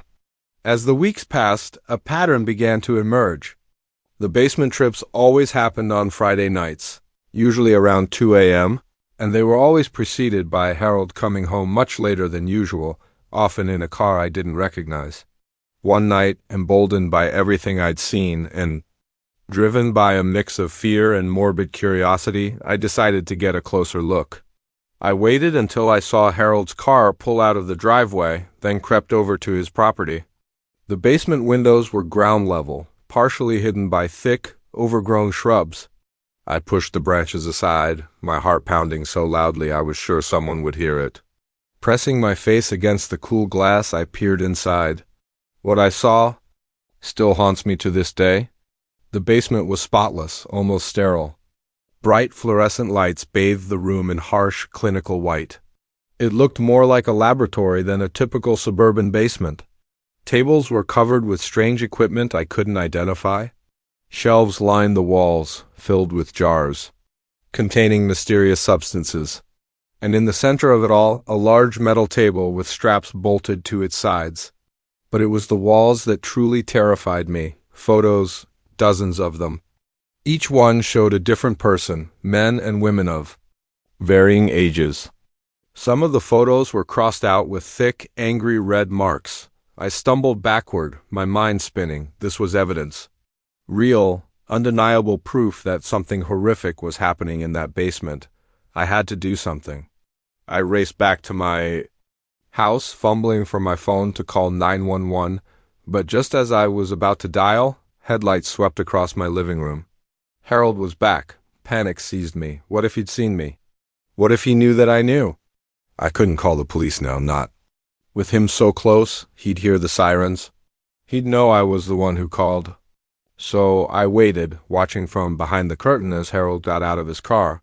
He was carrying something, a bag, just like the others, but this time I knew what was inside, or rather who. I felt frozen in fear. I wanted to run out there, too. Stop him, to save whoever was in that bag. But I was paralyzed. What if he overpowered me? What if I became his next victim? So I did the only thing I could think of. I turned on every light in my house. I cranked the TV volume up to the max. I made as much noise as possible, hoping to disrupt whatever plan he had. It worked. Sort of. Harold hesitated, looking toward my house with a mix of confusion and irritation. Then, instead of going to the basement, he dragged the bag around to the garage. I kept up the noise for the rest of the night, too afraid to sleep. When morning finally came, I was drained but determined. This had to end, one way or another. As soon as it was late enough, I called the police. I told them everything. About the bags, the basement, the photos on the walls. I must have sounded completely unhinged, but something in my voice must have convinced them to at least take a look. The next few hours were a blur. Police cars flooded our quiet street. I watched from my window as they knocked on Harold's door, as they led him out in handcuffs, as they brought in dogs to search the property. And then the discoveries began. Bodies unearthed in the backyard, evidence of unspeakable crimes in the basement. The list of Harold's victims grew longer with each passing day as the investigation unfolded. The neighborhood was in shock. How could something like this happen here in our quiet suburb? How had no one noticed? But I had noticed. And the guilt of not acting sooner weighed heavily on me. Could I have saved some of those people if I'd gone to the police earlier? If I hadn't let fear and doubt hold me back? In the days that followed, I gave countless statements to the police. I was hailed as the one who had finally brought an end to Harold's reign of terror. But it didn't feel like a victory, not with all the lives lost, all the families shattered. The media descended on our street. hungry for every gruesome detail of the unfolding horror. I couldn't escape the reminders of what had happened just one door down. The house where I'd once hoped to find a fresh start had become a prison of guilt and dread. I couldn't sleep without seeing those photos on Harold's basement wall. I couldn't look at his house without picturing the horrors that had taken place inside. Every unexpected sound made me jump, convinced that somehow Harold had returned to silence the neighbor who had exposed him. In the end, I couldn't stay. I moved out less than a month after Harold's arrest, leaving behind the house and the nightmares it held. But the memories followed. They still do. Even now, years later, I find myself watching my neighbors a little too closely. Every strange noise, every late-night movement makes my heart race. I know it's irrational, but I can't help it. Once you've seen the darkness that can lurk behind a perfectly normal facade, you can never unsee it. So, if you ever have that nagging feeling that something isn't quite right, don't ignore it. Don't let fear or doubt or the instinct to mind your own business keep you from speaking up. Because sometimes the monster isn't hiding under your bed or in your closet. Sometimes it's next door, mowing the lawn and waving hello. And by the time you realize it, it might already be too late. The moment their headlights flooded my rearview mirror, I knew this wasn't going to be an ordinary drive. Little did I know, those glaring beams would lead me down a road of terror I never imagined existed outside of nightmares. It was supposed to be a simple road trip, just me, my beat-up Honda Civic, and 300 miles of open highway between me and my sister's wedding. I'd made this drive a dozen times before, always choosing the scenic route that wound through the mountains instead of the crowded interstate. In my dreams, those black eyes stare at me from the shadows. And I wonder, what if it happens again? What if next time there's no escape? I don't have answers. All I know is that the world is darker and more dangerous than I ever imagined. And somewhere out there, 2 children with black eyes and sharp teeth are waiting, hungry for their next victim. So if you're ever babysitting and something feels off, if the kids start acting strange or their eyes seem just a little too dark, don't wait. Don't try to explain it away. Just run. Run as fast and as far as you can. Because you never know when a normal night of babysitting might become a nightmare. The first time I saw my neighbor drag a suspiciously human-shaped bag into his basement, I told myself it was just my imagination getting carried away. By the third time, I knew I was living next door to a monster. It all started on a perfectly ordinary Tuesday evening. I had just moved into my new rental home in a quiet suburban neighborhood, eager for a fresh start after a messy breakup. The house was old and creaky, but it had charm. And, more importantly, it was affordable. I was unpacking boxes in the living room when I first noticed him, my new neighbor. Tall, thin, with graying hair and wire-rimmed glasses. From my window, I watched him mow his immaculate lawn, every movement precise, almost mechanical. There was something off about the way he moved, too stiff, too deliberate, but I brushed it off. I've always had a tendency to overthink. That night, as I drifted off to sleep, I heard something strange, a dragging sound followed by a heavy thud. Curious, I peeked out my bedroom window. Under the dim streetlight, I saw my neighbor struggling with what looked like a large, heavy bag. He was hauling it toward his basement door. For a moment, just a split second, I could have sworn I saw the bag move. But then he disappeared into the basement, and I convinced myself it was just a trick of the light. Probably just old junk, I reasoned, nothing to worry about. The next morning, everything seemed normal. I saw him leaving for work, briefcase in hand, the picture of suburban respectability. He even waved at me as he got into his car. I waved back, feeling a little foolish for my late-night suspicions, but then it happened again and again. Always. Late at night after night, always when he thought no one was watching, the same routine, the dragging sound, the struggle with the bag, the disappearance into the basement. And each time, I grew more and more certain that what I was seeing was anything but normal. I began paying closer attention to my neighbor. His name was Harold. I learned that from our brief chats over the fence. He was polite if a little reserved. He worked as an accountant in the city. mostly kept to himself, but that wasn't unusual for this neighborhood. Still, the more I observed, the more I noticed little things that didn't quite add up. Like how his trash bins were always nearly empty on collection day, despite him living alone. Or the strange chemical smell that sometimes drifted from his property late at night. Or the way he would stand in his backyard, staring into the distance with an intensity that sent chills down my spine. I knew I should go to the police, but what would I even tell them? That my seemingly normal neighbor dragged heavy bags into his basement at night? That I had a bad feeling about him? They'd think I was crazy or worse, just a nosy neighbor stirring up trouble. So I did the next best thing.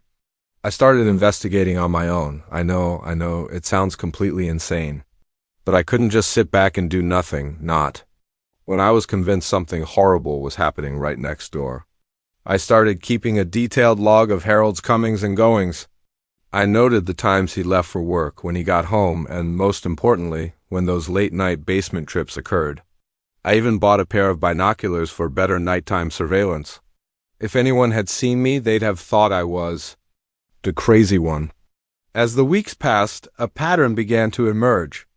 The basement trips always happened on Friday nights, usually around 2 a.m., and they were always preceded by Harold coming home much later than usual, often in a car I didn't recognize.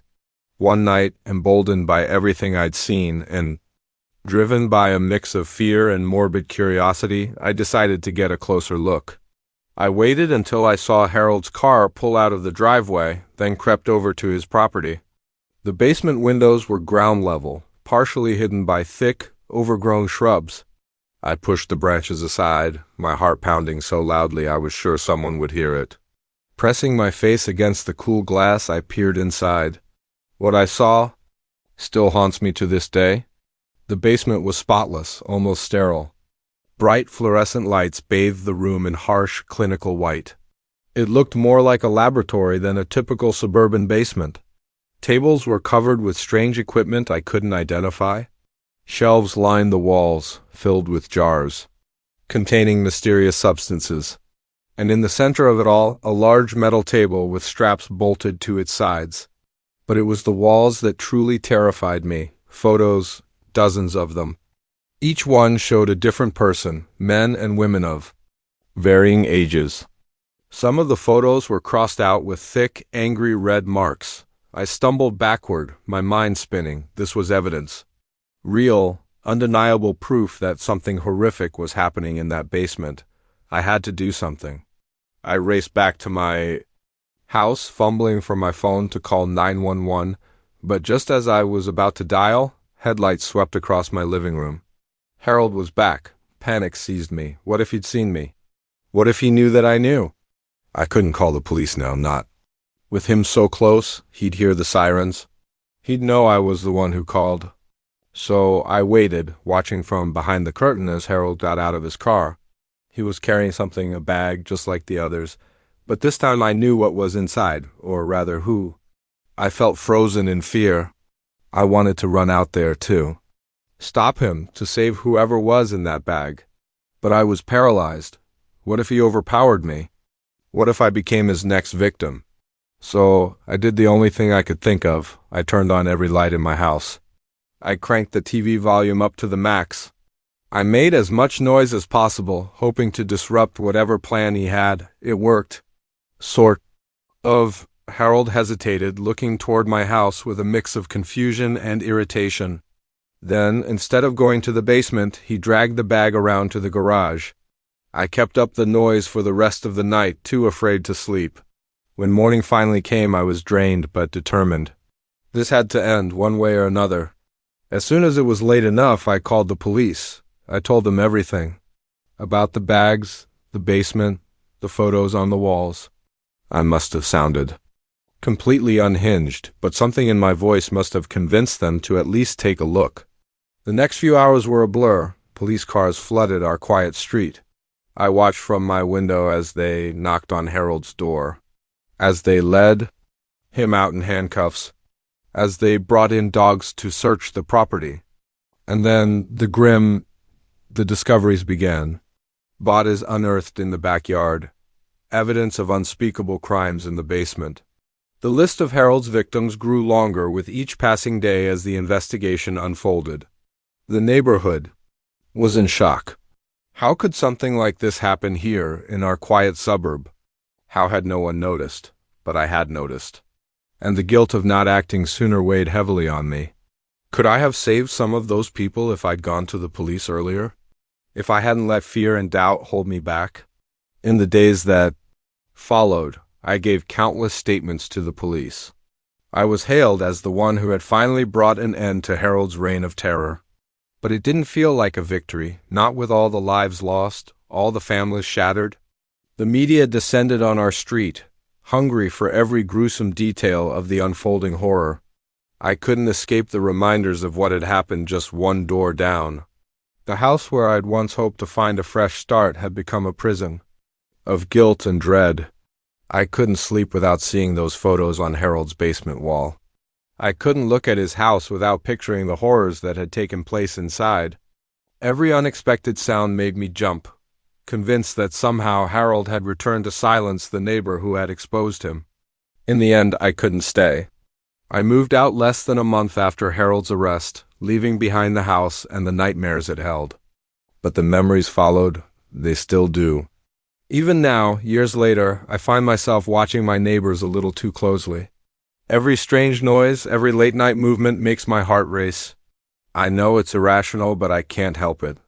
Once you've seen the darkness that can lurk behind a perfectly normal facade, you can never unsee it. So, if you ever have that nagging feeling that something isn't quite right, don't ignore it. Don't let fear or doubt or the instinct to mind your own business keep you from speaking up. Because sometimes the monster isn't hiding under your bed or in your closet. Sometimes it's next door, mowing the lawn and waving hello. And by the time you realize it, it might already be too late. The moment their headlights flooded my rearview mirror, I knew this wasn't going to be an ordinary drive.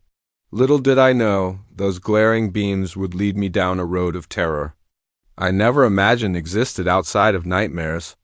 It was supposed to be a simple road trip, just me, my beat-up Honda Civic, and 300 miles of open highway between me and my sister's wedding.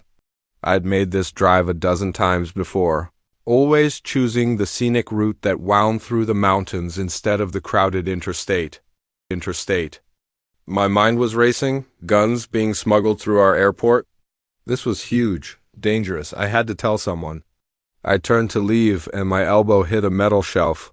The clang echoed through the still night. I froze on the tarmac, every head turned toward the window, toward me.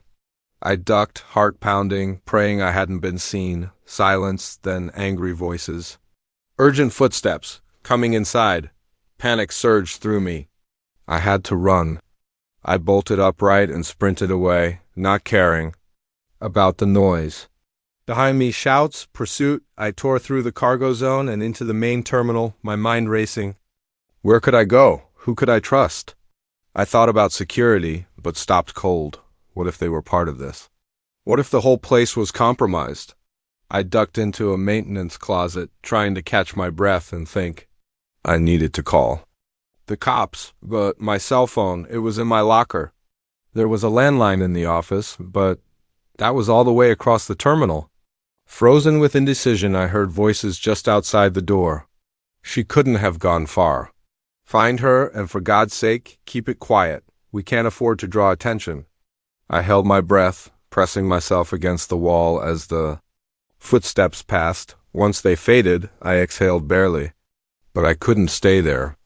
They'd search this area soon.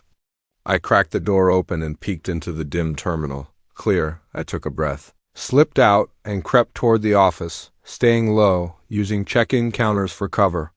I was halfway there when I heard the shout, "There she is!" I ran. Full speed. I sprinted across the terminal, abandoning any pretense of stealth. Their footsteps echoed behind me, fast and closing in. I reached the office and slammed the door shut, fumbling for the lock. My hands were shaking so badly, I could barely get it secured. I grabbed the phone, frantically punching in 911, just as I heard Bada's slam against the door. 911, what's your emergency, please? I gasped. I'm at Millbrook International Airport. There are men smuggling weapons. They're trying to. The door burst open. The phone was ripped from my hand, and I found myself staring down the barrel of a gun held by a man with cold eyes and a scar carved across his cheek. That was a very stupid thing to do, he said, his voice calm and all the more terrifying for it. They marched me out of the office at gunpoint, my arms gripped tight by two other men. They took me to the hangar where I'd first seen the crates being unloaded. Inside, stacks upon stacks of wooden boxes, enough weapons to arm a small militia. A man I hadn't seen before stepped forward. Well-dressed, sharp-eyed, his face betrayed a mix of irritation and calculation. "What do we do with her, boss?" asked the man holding me. The well-dressed man sighed. "This complicates things. We can't afford loose ends." But a missing airport employee raises too many questions. He turned to me. "What's your name?" "Sarah," I said, my voice barely audible. "Well, Sarah, you've put us in quite the bind. I don't suppose I can convince you to. Forget everything you saw tonight?" I said nothing, frozen in fear. He nodded as if that silence was answer enough. "I thought not." "Well, we'll have to—" He was cut off by the distant wail of sirens. Everyone in the hangar froze. "Impossible," the scarred man growled. She didn't give them any details. We cut the call. The well-dressed man's eyes narrowed. "Looks like our friend Sarah is a little smarter than we gave her credit for." He snapped to the others. "Pack it up, now, leave nothing behind." The hangar exploded into action. Men rushed to reload the crates onto the plane with shocking speed. The well-dressed man turned back to me. "Seems it's your lucky day, Sarah. We don't have time to deal with you properly." He nodded to the men holding me. "Put her in the office. Make sure she can't raise any more alarms." They dragged me back to the office. My arms were bound behind my back with duct tape. They shoved me into a supply closet and slammed. The door shut. I heard something heavy being shoved in front of it, blocking me in. From inside the closet, I could hear muffled shouts and the roar of engines coming to life. The plane was taking off. Then closer, boots on tile, radios crackling. "Hello?" I shouted, my voice hoarse. "In here, I'm in here." It felt like forever before the door finally opened. I blinked in the sudden light, looking up into the concerned face of a police officer. The next few hours were a blur, questions, statements, retellings of everything I'd seen, everything I'd heard. They seemed to take me seriously, but I could see the doubt in their eyes. A full-scale weapons smuggling ring right under their noses, it sounded impossible. As dawn broke, I sat in a small office, a blanket around my shoulders, a cup of coffee. In hand, a detective sat across from me, his face grim. "We found signs of an operation," he said. "Traces in the hangar, fuel logs for an unscheduled flight, but the weapons. The men you described, they're gone, vanished." I nodded, not really surprised. They'd had enough time to cover their tracks. "What happens now?" I asked. The detective sighed. "We'll investigate, of course. But without hard evidence, it's going to be tough to prove anything." He leaned forward. "You should know, this goes deep. We've already had calls from people way above. My pay grade telling us to drop it. Whatever you saw, whoever those men were, they've got powerful friends." A chill crept down my spine. "Am I in danger?" He hesitated, then nodded slowly. "I think you might be. We can offer protection, maybe even a new identity if it comes to that.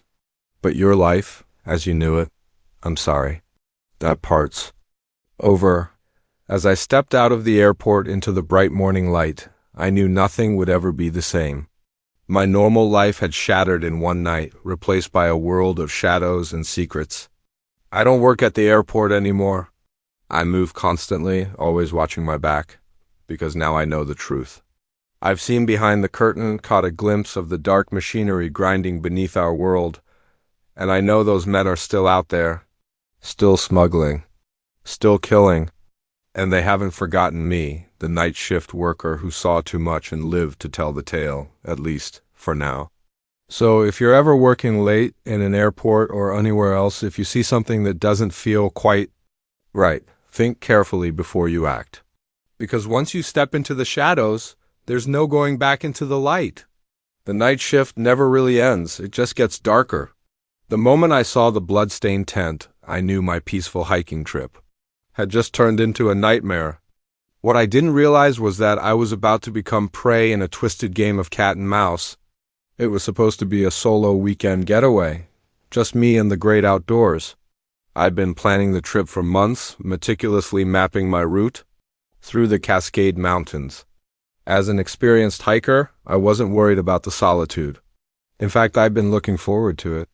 The first day went exactly as planned. I made great progress. The weather was perfect, and the views were absolutely breathtaking.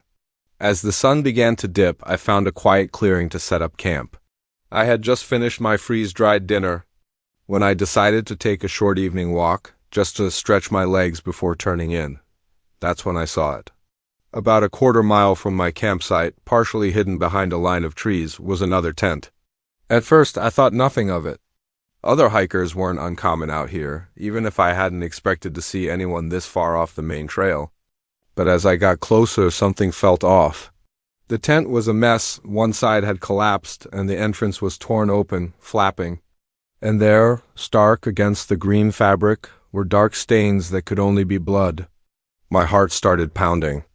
I called out, hoping maybe someone was injured and needed help, but only silence answered. Cautiously, I stepped closer. The blood trail led straight into the tent. Taking a deep breath, I steeled myself and leaned in. Inside was chaos, shredded sleeping bags, gear scattered everywhere, and more blood on the floor, but no body. Number. Sign of who had been staying there. I stumbled back, my mind spinning. What happened here? Was it an animal attack? If so, where was the victim? That's when I saw the footprints. Human footprints leading away from the tent and into the thick forest, and they weren't erratic like someone injured. They were deliberate, evenly spaced, like someone calmly walking away from the scene of a crime. A chill raced up my spine. As I processed what that meant, this wasn't an animal attack. It was something far more sinister. I had to get out, fast. I turned back toward my camp, ready to pack up and hike through the night if I had to. But just as I spun around, I caught movement out of the corner of my eye. There, partially obscured by a tree, maybe 50 yards away, a figure watching me. Our eyes locked for just a second before the figure bolted, vanishing into the underbrush with unnatural speed. Panic surged through me. I ran, not caring about noise or tracks. My only thought was to reach my camp, grab my gear, and get the hell out of there. I crashed into my campsite, gasping for breath. My hands trembled as I tore down my tent, constantly looking over my shoulder, certain I'd see that figure emerge from the trees. Just as I shoved the last of my gear into my pack, I heard it, a twig snapping, not far off. Then another, closer. Someone was approaching, and they weren't trying to be quiet anymore. I threw the pack over my shoulder and bolted. I didn't bother searching for the trail. I just picked a direction and ran. Branches whipped at my arms, logs loomed out of the darkness. Behind me, the sounds of pursuit. Whoever they were fast, and they knew these woods. Better than I did. I ran until my lungs screamed, each breath a fire in my chest. But the footsteps behind me never faded. If anything, they were gaining on me. In my panic, I lost all sense of direction. I had no clue where I was or which way. Led back to safety, all I knew was that I had to keep moving. Crashing through thick underbrush, my foot snagged on a root.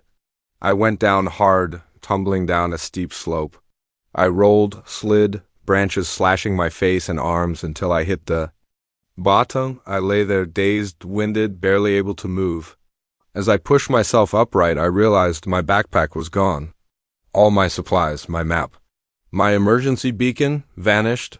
I was alone in the wilderness, in the middle of the night, being hunted by God knows what. For a moment, despair crept in, clawing at my chest, but then I heard it again. Movement in the forest above. They were still coming. Ignoring the pain, I started moving again. But now I was slower, more cautious. I couldn't risk another fall. And part of me knew that at this point, running blindly would only get me more lost. As I carefully picked my way through the dark forest, my mind raced. Who was chasing me? What had happened at that campsite? Was I going to end up like whoever had been in that blood-stained tent? Hours passed, or maybe it was minutes. Time lost all meaning in the suffocating blackness of the woods. I was exhausted, my body aching from the fall and the constant fleeing, but I didn't dare stop. Just when I thought I couldn't go on, I spotted something through the trees. A light, faint but definitely real. Hope surged through me. Civilization, safety. I moved faster, pushing toward that distant glow. As I drew nearer, I realized it wasn't a house or street light. It was a campfire. I hesitated. Was this salvation? Or was I walking into something worse? But I was out of options, lost, injured, and with whoever had been chasing me still. Out there, I had to take the risk. Slowly, cautiously, I approached the fire. As I got closer, I could make out a figure sitting by the flames, an old man, weathered face, long gray beard. He looked up as I stumbled into the clearing, his eyes widening in surprise. "Good Lord, child," he said, his voice gravelly. "But kind, what happened to you?" The concern in his tone shattered something in me. I collapsed by the fire, and everything poured out in a rushed, panicked stream. The bloody tent, the shadowy figure, the chase through the woods. The old man listened in silence, his face growing more serious with each word. When I finished, he nodded slowly. "You're not the first," he said, poking at the fire with a stick. "Been hearing stories for years about hikers going missing. Up here, folks finding abandoned camps just like the one you described." He glanced up at me, eyes heavy with something deeper. "Most people chalk it up to animals. Bears, maybe? But me? I've always felt there's something off about it all." He studied me, his voice low and steady. "You're lucky you found your way here. Whatever's out there, it doesn't come near my camp." "Don't know why. Don't much care to." "Find out neither." I spent the rest of the night by the old man's fire, jumping at every sound coming from the forest. When dawn finally broke, he gave me directions back to the ranger station. "Be careful," he warned as I packed up. "To leave, just 'cause the sun's up don't mean you're safe. Whatever's out there, it don't much care about day or night." The hike back was tense. Every rustle in the brush made me flinch, but I made it to the ranger station without incident. I reported what I'd seen, but judging by their faces, they didn't really believe me. They sent out a search party, but they never found the blood-stained tent, or any trace of what had happened. It's been years since that night, but I still have nightmares. In them, I'm running through an endless, dark forest, always with the sense that something is right behind me, reaching out with blood-stained hands. I don't go hiking anymore, at least not alone.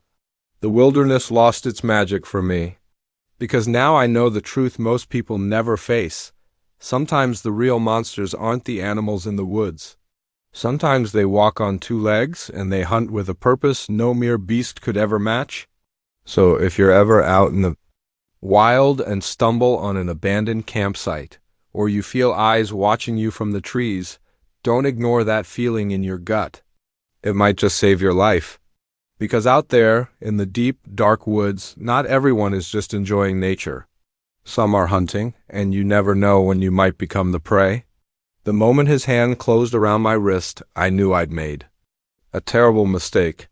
What began as a night of music and freedom at the festival had suddenly twisted into a nightmare, and I was being dragged deeper into the dark with every passing second. I'd been looking forward to the Sunburst Music Festival. For months, 3 days of nonstop music, dancing, and escape from the dull routine of daily life. I'd saved up, bought my ticket, and convinced my best friends Jess and Mikey to come along. It was going to be the highlight of our summer. The first day was everything I'd hoped for. The energy was electric, the music pounding through my body, making me feel more alive than I had in years. Jess, Mike, and I danced until our feet ached, laughed until our sides hurt, and marveled at the sea of people, all of them there for the same reason, to lose themselves in the music. It was during a set by my favorite DJ that everything started to go wrong. The crowd was massive, everyone packed together, moving as one to the thunderous beat. In the chaos, I got separated from Jess and Mike. At first, I wasn't worried. We'd agreed on a meeting spot in case something like this happened. I figured I'd meet them there after the set. but as I pushed my way through the crowd, I felt disoriented. The press of bodice felt suffocating. The music was deafening, the flashing lights blinding. That's when I felt a hand on my shoulder. I turned. A guy about my age stood there, tall, dark hair, kind eyes. He smiled, leaning in close so I could hear him over the music. "You okay?" he shouted. "You look a little lost." I nodded, grateful for the concern. "I got separated from my friends," I yelled back. He nodded in understanding. "I can help you find them if you want. I'm Tom, by the way." I hesitated for a second. My parents had always warned me about strangers, but this was a music festival. Everyone was a stranger here. And Tom seemed genuinely nice. Besides, I reasoned, we were surrounded by thousands of people. What could possibly go wrong? "I'm Sarah," I replied. "And yeah, that would be great, thanks." Tom took my hand, said it was to keep from losing me in the crowd, and began leading me through the sea of dancing bodies. I noticed we were moving away from the main stage, toward the outer edges of the festival grounds. "Where are we going?" I asked, having to shout over the pulsing beat. "It's too crowded here," Tom replied. "We'll have a better chance of spotting your friends from the hill over there." It made sense, so I followed. As we got farther from the main crowd, the music faded into a distant thrum. The festival lights didn't reach this far, and the darkness began to close in around us. A tendril of unease curled in my stomach. "Maybe we should go back?" I suggested. "My friends are probably looking for me." Tom's grip on my hand tightened. "Just a little further," he insisted. Trust me, that's when I saw them. 2 other men, lurking in the shadows near a cluster of trees. They straightened as we approached, and one of them smiled. It wasn't a friendly smile. Fear surged through me like an electric shock. I tried to yank my hand away, but Tom's grip was like iron. "Let go of me," I demanded, panic rising in my voice. Tom turned to me, the kindness gone from his eyes. In its place was something cold, predatory. Now, he said, his voice low and menacing. "Don't make a scene. You wouldn't want to ruin everyone's good time, would you?" I opened my mouth to scream, but before I could, one of the other men was suddenly behind me. A hand clamped over my mouth. I thrashed, kicking, struggling. But they were too strong. "Feisty one, isn't she?" The third man chuckled. "This is gonna be fun," terror consumed me. "This couldn't be happening. Not here. Not now." Not to me. They started dragging me toward a van I hadn't noticed before parked just beyond the tree line. My mind raced. Once they got me. In that van, it would be over. I had to act.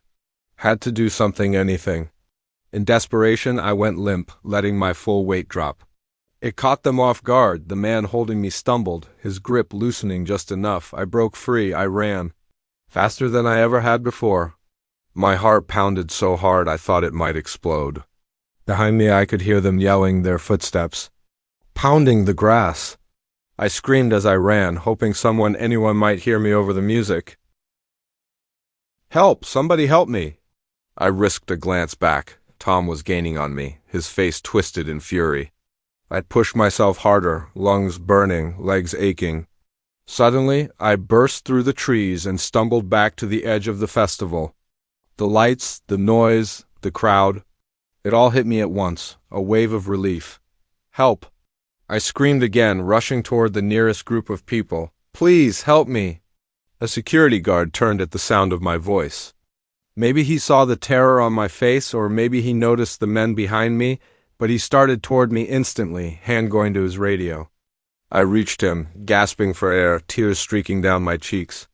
They tried to, I couldn't even get the words out. The guard put a protective arm around me, speaking urgently into his radio. I turned and saw Tom and his friends at the edge of the crowd. Our eyes met just for a second, then they turned and vanished back into the darkness. What followed was a blur of police interviews, a hospital checkup, tearful reunions with Jess and Mike. I gave the best descriptions I could of Tom and the others, but I knew the chances of finding them were slim. They had planned this, had probably done it before. The thought made me sick. The festival carried on around us, the music and laughter a surreal backdrop to the nightmare I had just survived. Jess and Mike wanted to leave immediately, but something made me stay.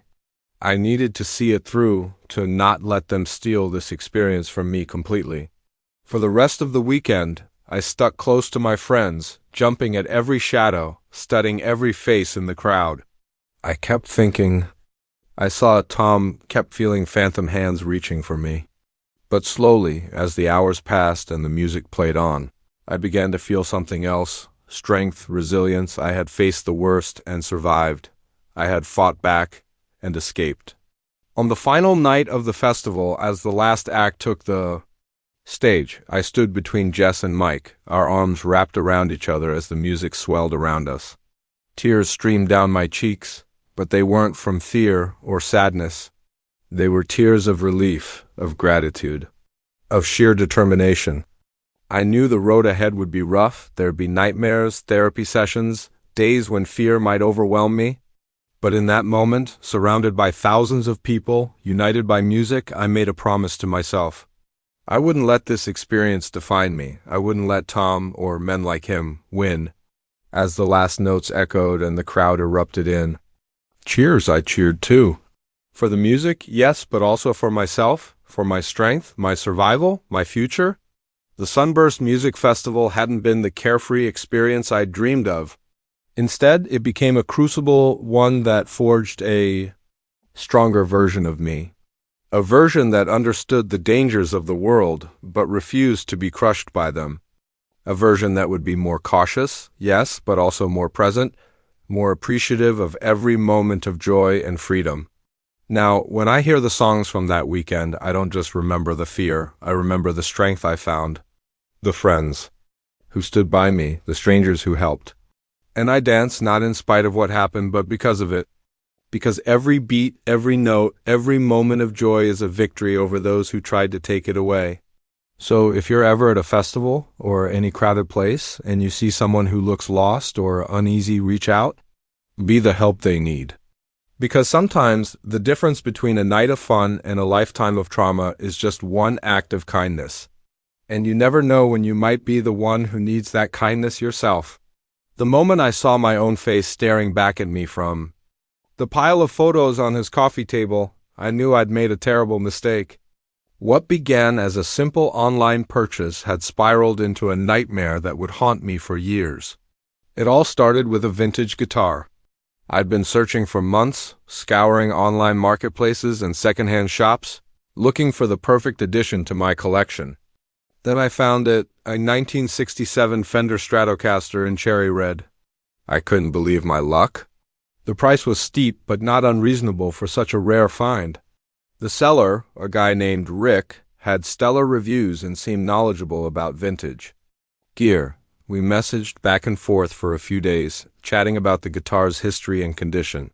Rick came across as friendly and accommodating, even offering to meet in person so I could inspect it before buying.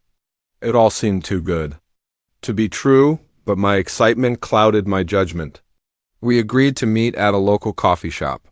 I got there early, nursing an overpriced latte, barely able to contain my anticipation. When Rick walked in, guitar case in hand, I felt a wave of relief and excitement. He looked normal enough, mid-40s, average height and build, with a friendly smile that instantly put me at ease. The guitar was everything I'd hoped for, maybe more. The wear on the fretboard told stories of gigs long past, and the paint had faded into a perfect vintage patina. When I strummed a chord, the sound was pure magic.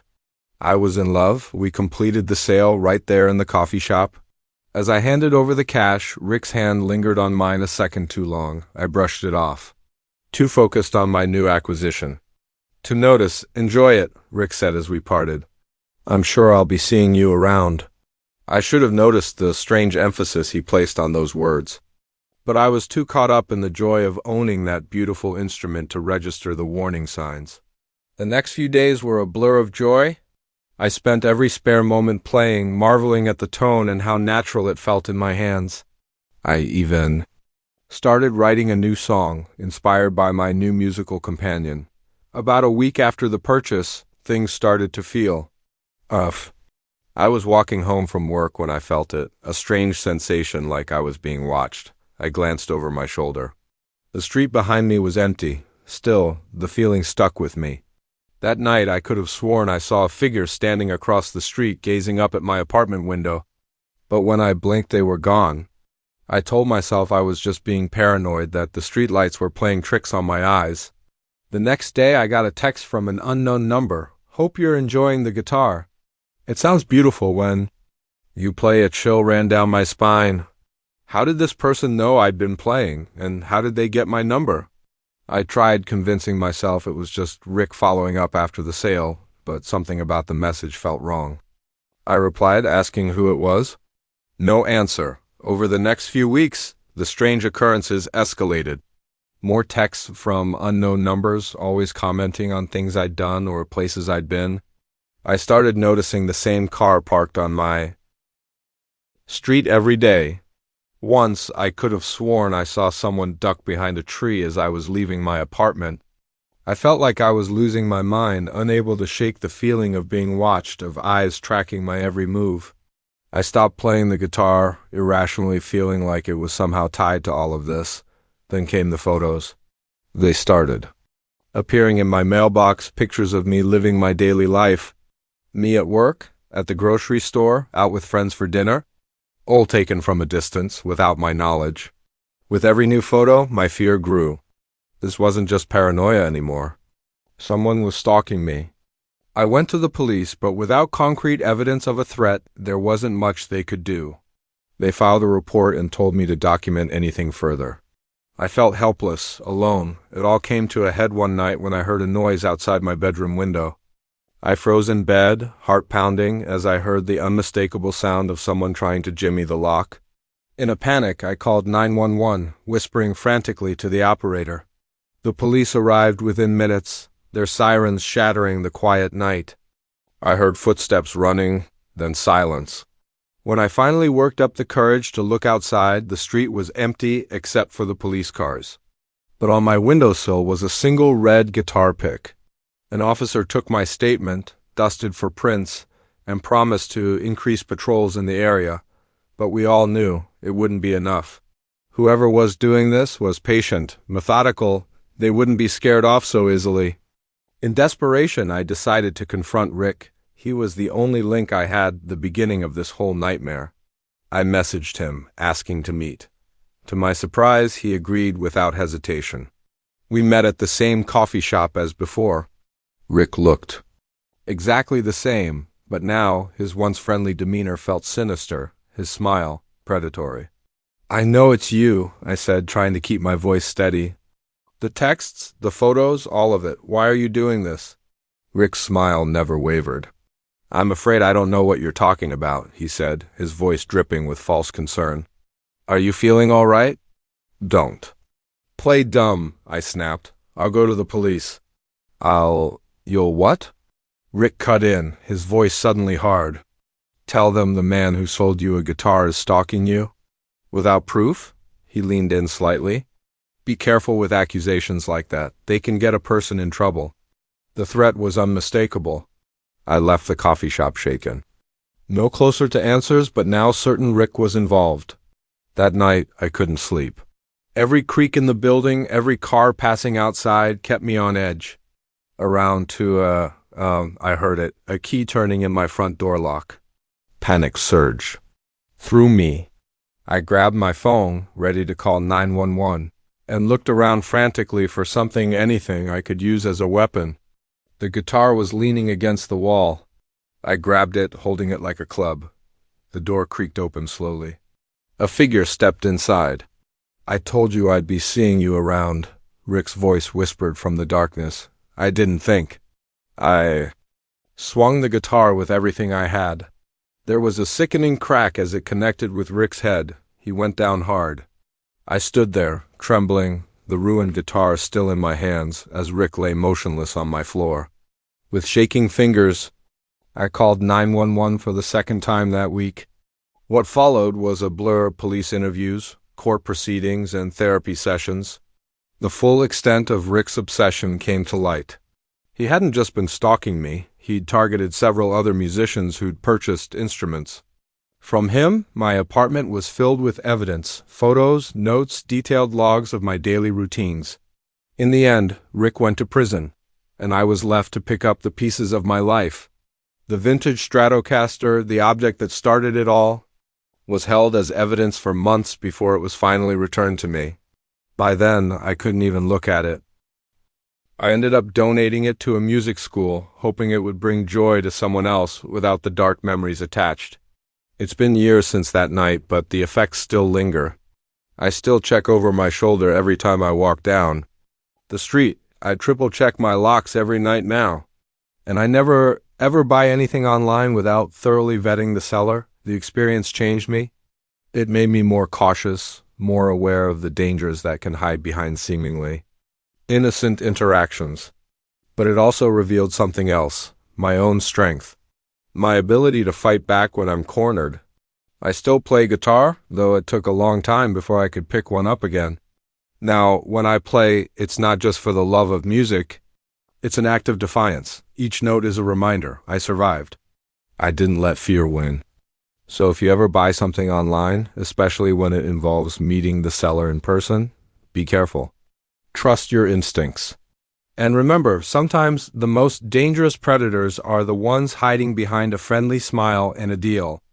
That seems too good to be true, because you never know when a simple purchase might become a fight for your safety, your sanity, and your life. The moment I saw the blinking red light in the corner of the bedroom, I knew my peaceful getaway had turned into a living nightmare. What I didn't realize was that this discovery was only the beginning of a terrifying game of cat and mouse that would push me to my limits. I've been looking forward to this cabin retreat for months. After a grueling year at work, I needed time alone to decompress, to reset. When I found the listing for a secluded cabin in the woods, it seemed perfect.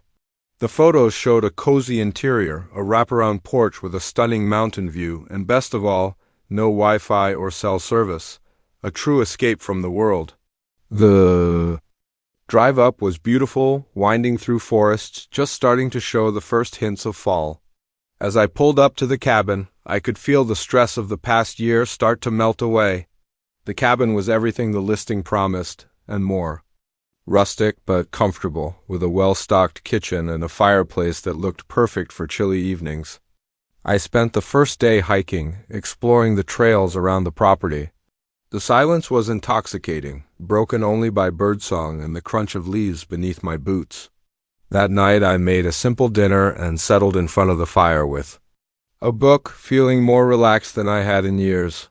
It wasn't until the second night that things began to feel off. I was getting ready for bed when I noticed something strange, a tiny red light blinking steadily in the corner of the bedroom. At first I thought it might be a smoke detector, but as I got closer my blood ran cold. It was a camera. My mind raced. How long had it been there? Who installed it? And, most terrifying of all, who had been watching? I searched the cabin in a panic, heart pounding. I found 2 more cameras, one in the living room, disguised as a knot in the wooden beam, and another in the bathroom, hidden inside the heating vent. The realization that someone had been watching my every move made my skin crawl. I felt violated, exposed. I wanted to run, to jump in my car and drive as far away as possible. But it was the middle of the night, and the mountain road was treacherous. Even in daylight, I was trapped, at least until morning.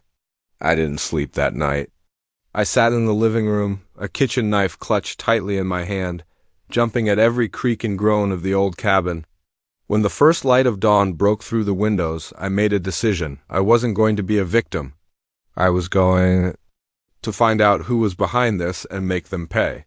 I started by disabling the cameras, covering them with duct tape I found in a kitchen drawer.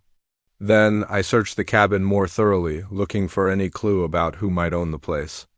In a desk tucked away in the study, I found a stack of old papers. Most were mundane utility bills, renovation receipts, but at the bottom of the pile was something that made my stomach turn. A notebook filled with handwritten entries. As I flipped through it, a rising sense of horror took hold. It contained detailed notes on previous guests, what they did, what they ate, even word-for-word transcriptions of private conversations. This wasn't just voyeurism, it was something far more twisted. Just as I was processing this discovery, I heard a sound that turned my blood to ice, a car pulling up outside. Whoever was behind this was here, I panicked. Should I confront them? Hide? Try to make a run for it? In the end, instinct took over. I grabbed the notebook and ran upstairs, hiding in a closet just as I heard the front door creak open. Footsteps echoed through the cabin, slow and deliberate. I could hear someone moving from room to room, pausing now and then, checking the cameras. They knew something was wrong. Come out, wherever you are. A voice called sickeningly. Playful, I know you're here. I saw you find my little toys. I held my breath, trying to make myself as small as possible inside the cramped closet. The footsteps grew closer, coming up the stairs. I gripped the knife tighter, my palms slick with sweat. The bedroom door opened. I could see a sliver of the room through a crack in the closet door. A man entered, tall and lean, with a face that might have been handsome if not for the cold, predatory glint in his eyes. You're a clever one, aren't you? He said, his voice echoing through the quiet room. But this is my game, and I know all the hiding spots. He stepped toward the closet. I tensed, ready to fight for my life. Just as his hand reached for the doorknob, a miracle happened. A phone rang. Not mine, I'd left it in the car. Useless without a signal. It was his. He froze, then pulled a cell phone from his pocket. What? He snapped into it. He listened for a moment, his face darkening. No, not now. I'm in the middle of fine, I'll be there in an hour. He ended the call with a curse, then looked around the room one last time. Don't go anywhere, he said, his voice dripping with menace. I'll be back to finish our game. I listened as he stormed out of the cabin, a car engine roaring to life outside. Only when the sound had completely faded did I let myself breathe. I knew I had a small window of opportunity, and I couldn't waste it. I ran downstairs and out to my car, my hands shaking so badly I could barely get the key into the ignition. As I sped down the mountain road, my mind raced. I couldn't go to the local police. For all I knew, he might have connections there. I needed to get as far away as possible. I drove for hours, not daring to stop, constantly checking my rear view mirror for signs of pursuit. It wasn't until I'd crossed 2 state lines that I finally felt safe enough to pull into a rest stop. As the adrenaline wore off, the full weight of what had happened hit me. I broke down, sobbing in my car, overwhelmed by fear, relief, and a lingering sense of violation.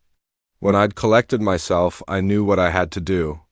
I drove to the nearest FBI field office and handed over everything, my story, the notebook, photos I'd taken of the hidden cameras. The agents listened, grimly assuring me they'd launch a full investigation. In the weeks that followed, the true scope of the horror came to light. The man, whose real name I never learned, had been running his sick game for years. Dozens of cabins, hundreds of victims. Some he'd just watched, others the FBI wouldn't say. But the haunted look in the agent's eyes told me everything I needed to know. They caught him eventually. My evidence played a key role in bringing him down, but the victory felt hollow. I still jumped at shadows, still woke in cold sweats, imagining hidden eyes watching me. I couldn't stay in my apartment after that. Everywhere I looked, I imagined cameras. I moved to a new city, started over. Slowly, I began to heal, but I never booked another vacation rental. Never stayed anywhere I couldn't control. And I never, ever ignored that quiet warning that something didn't feel right. Years have passed, and most days I can almost forget what happened. But sometimes when I'm alone in a silent room, I could swear I hear the faint click of a camera. Shudder. And in those moments, the fear returns, as fresh and vivid as it was in that cabin. I share my story now as a warning, to remind people that the world can be a dangerous place. That evil often hides behind the most picturesque facades. But also to show that survival is possible, that you can fight back, reclaim your life, and keep going. So the next time you find yourself in a new place and something feels off, don't ignore it. Don't let politeness or discomfort keep you from asking questions, from protecting yourself. Because you never know when a dream vacation might become a nightmare. And in the game of cat and mouse, It's always better to be the cat. The first time I heard the screams coming from next door, I told myself it was just the TV. By the third night, I knew I was living next to a monster. What I didn't realize was how deep the rabbit hole of horror truly went. I'd only been in my new apartment a week when it started. The building was old, a bit rundown, but it was all I could afford on my entry-level salary.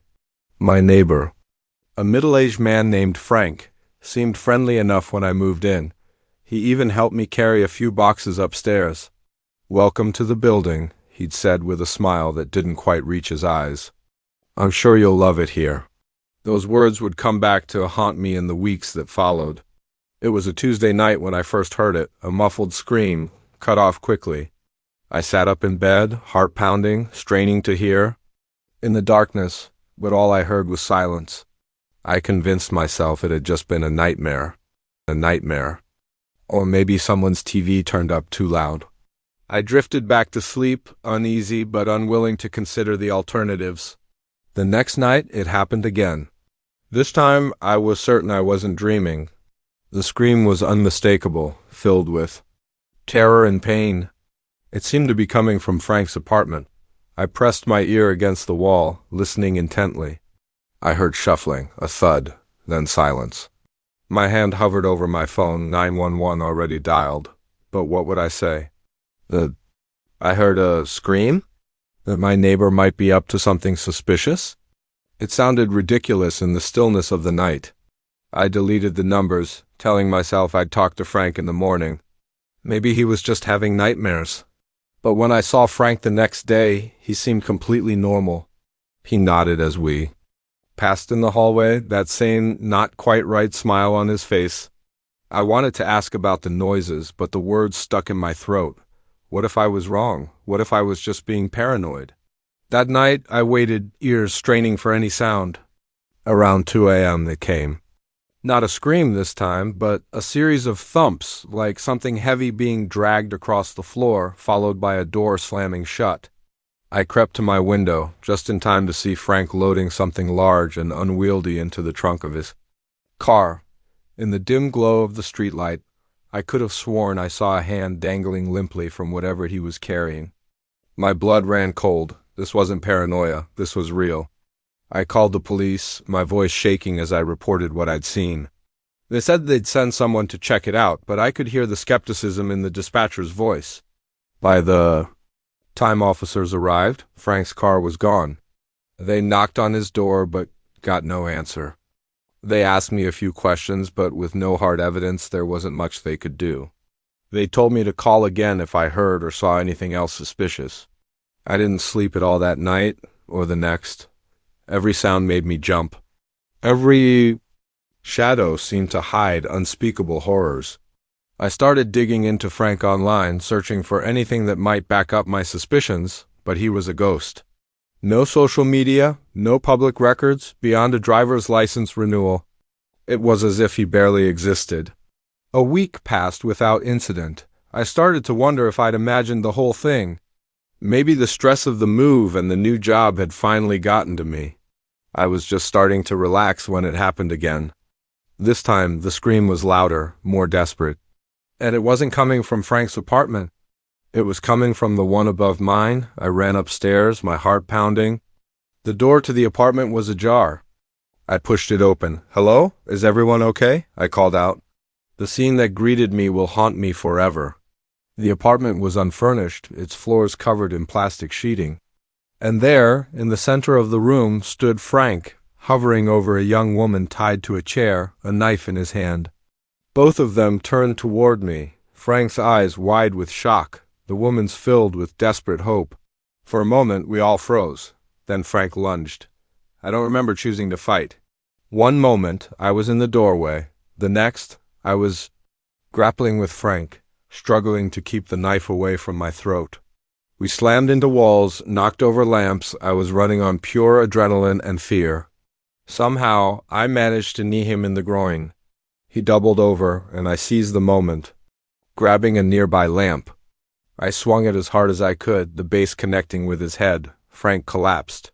Panting, I rushed to the woman, frantically untying her. "Run!" I gasped. "Call the police!" She didn't need telling twice. As soon as she was free, she bolted from the apartment. I heard her footsteps thundering down the stairs. I turned back to Frank, ready to make sure he stayed down until help arrived, but he was gone. A trail of blood led to the open window. I rushed over, looking out, just in time to see him disappearing down the fire escape. The police arrived minutes later, but it was too late. Frank had vanished. What followed was a nightmare: endless interviews, crime scene investigators, and horrifying discoveries. The plastic-covered apartment wasn't the only one. There were 3 more in the building, all rented under fake names, all set up for God knows what horrors, and Frank wasn't Frank at all. His real name was Gerald Hartley, a fugitive wanted in connection with a string of disappearances across 3 states. The woman I'd saved was his latest victim, but far from the first. Over the following weeks, the full extent of his crimes emerged. Bodies were found buried in the woods outside town. Trophies were discovered hidden in the walls of his apartment. And the videos, I couldn't bring myself to watch them. But the haunted expressions on the detectives' faces told me everything I needed to know. I couldn't stay in the apartment after that. Every creak, every shadow dragged me back to that night. I moved in with a friend while I searched for a new place, jumping at every unfamiliar sound. Gerald Hartley was eventually caught trying to cross the border into Canada.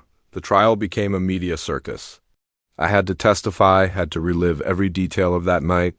Seeing him in court, those cold, empty eyes, made me realize just how close I'd come to becoming one of his victims. He was sentenced to life in prison, no chance of parole. But even that didn't make me feel safe.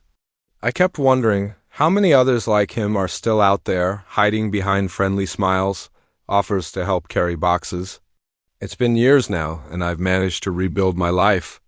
I've got a new apartment in a secure building, plenty of neighbors, top-of-the-line security system. I've gone through therapy, learned coping mechanisms for the PTSD and anxiety, but I've never forgotten. I still check the locks 3 times before going to bed. I still wake up some nights, heart racing, certain I heard a scream in the dark, and I never, ever ignore that gut feeling when something seems off.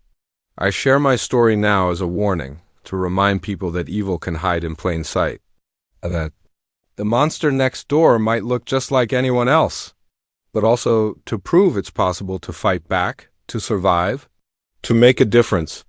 So the next time you hear something strange in the night, don't just roll over and go back to sleep.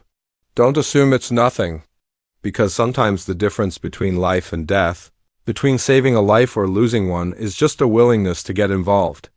And remember, the most dangerous predators are often the ones hiding in plain sight right next door. The moment I saw the unmarked van pull up to the loading dock at 2 a.m., I knew something was terribly wrong.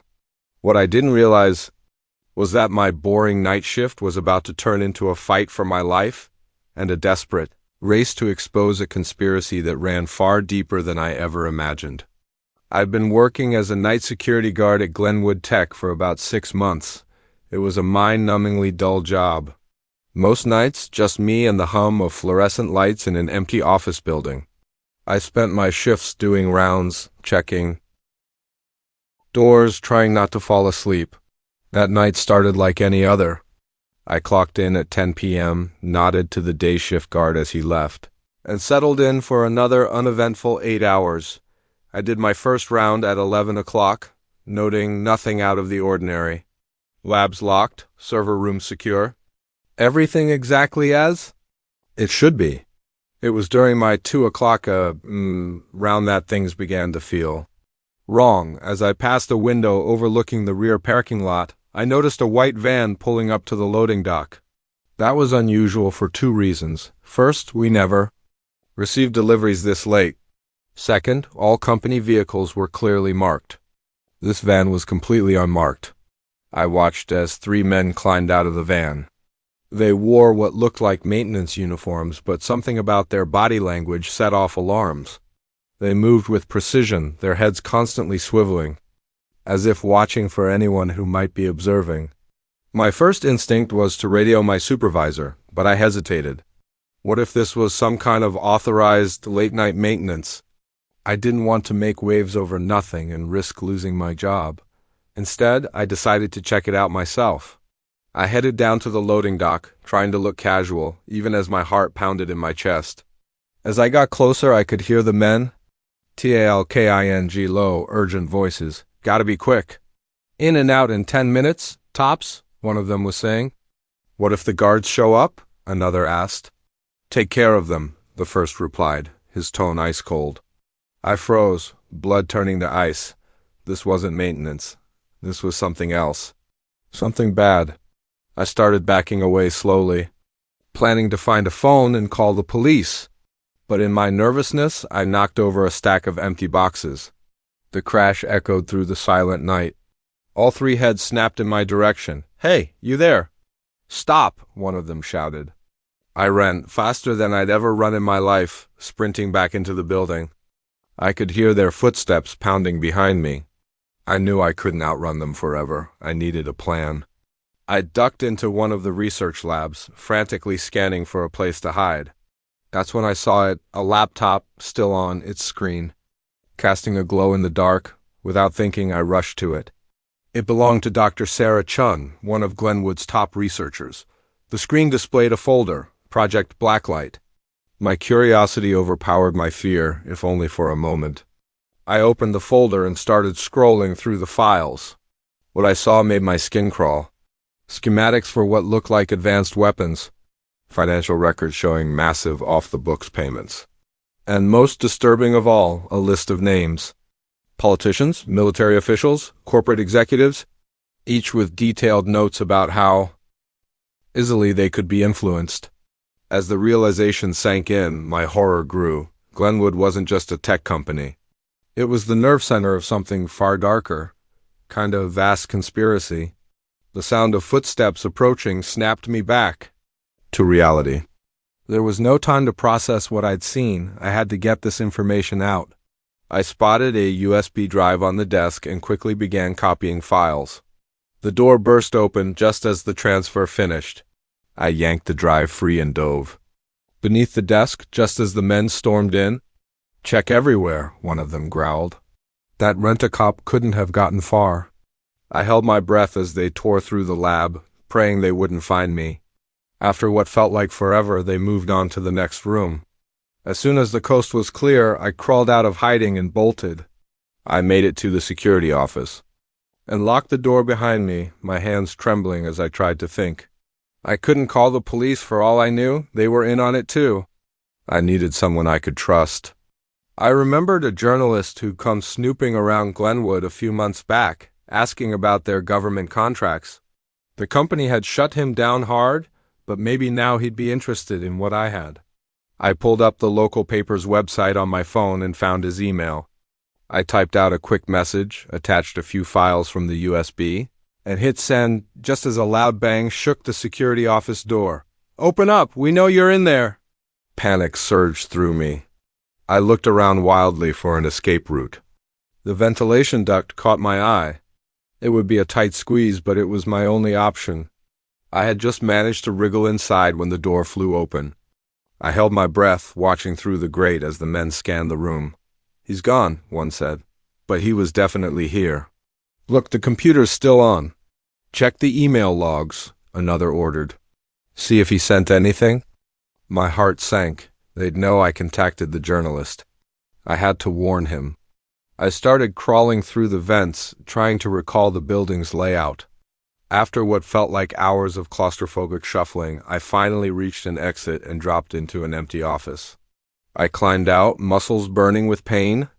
I was on the third floor now, with no easy way down, and voices were closing in fast. Desperate, I smashed a window with a chair and climbed out onto the ledge. The ground looked impossibly far below, but I could see my car in the parking lot. If I could just reach it. I edged along the ledge, avoiding the urge to look down. As I reached the corner of the building, I spotted a drain pipe. It was risky, but I didn't have another choice. I grabbed the pipe and began sliding down, the rough metal ripping into my hands. Halfway down, it groaned ominously.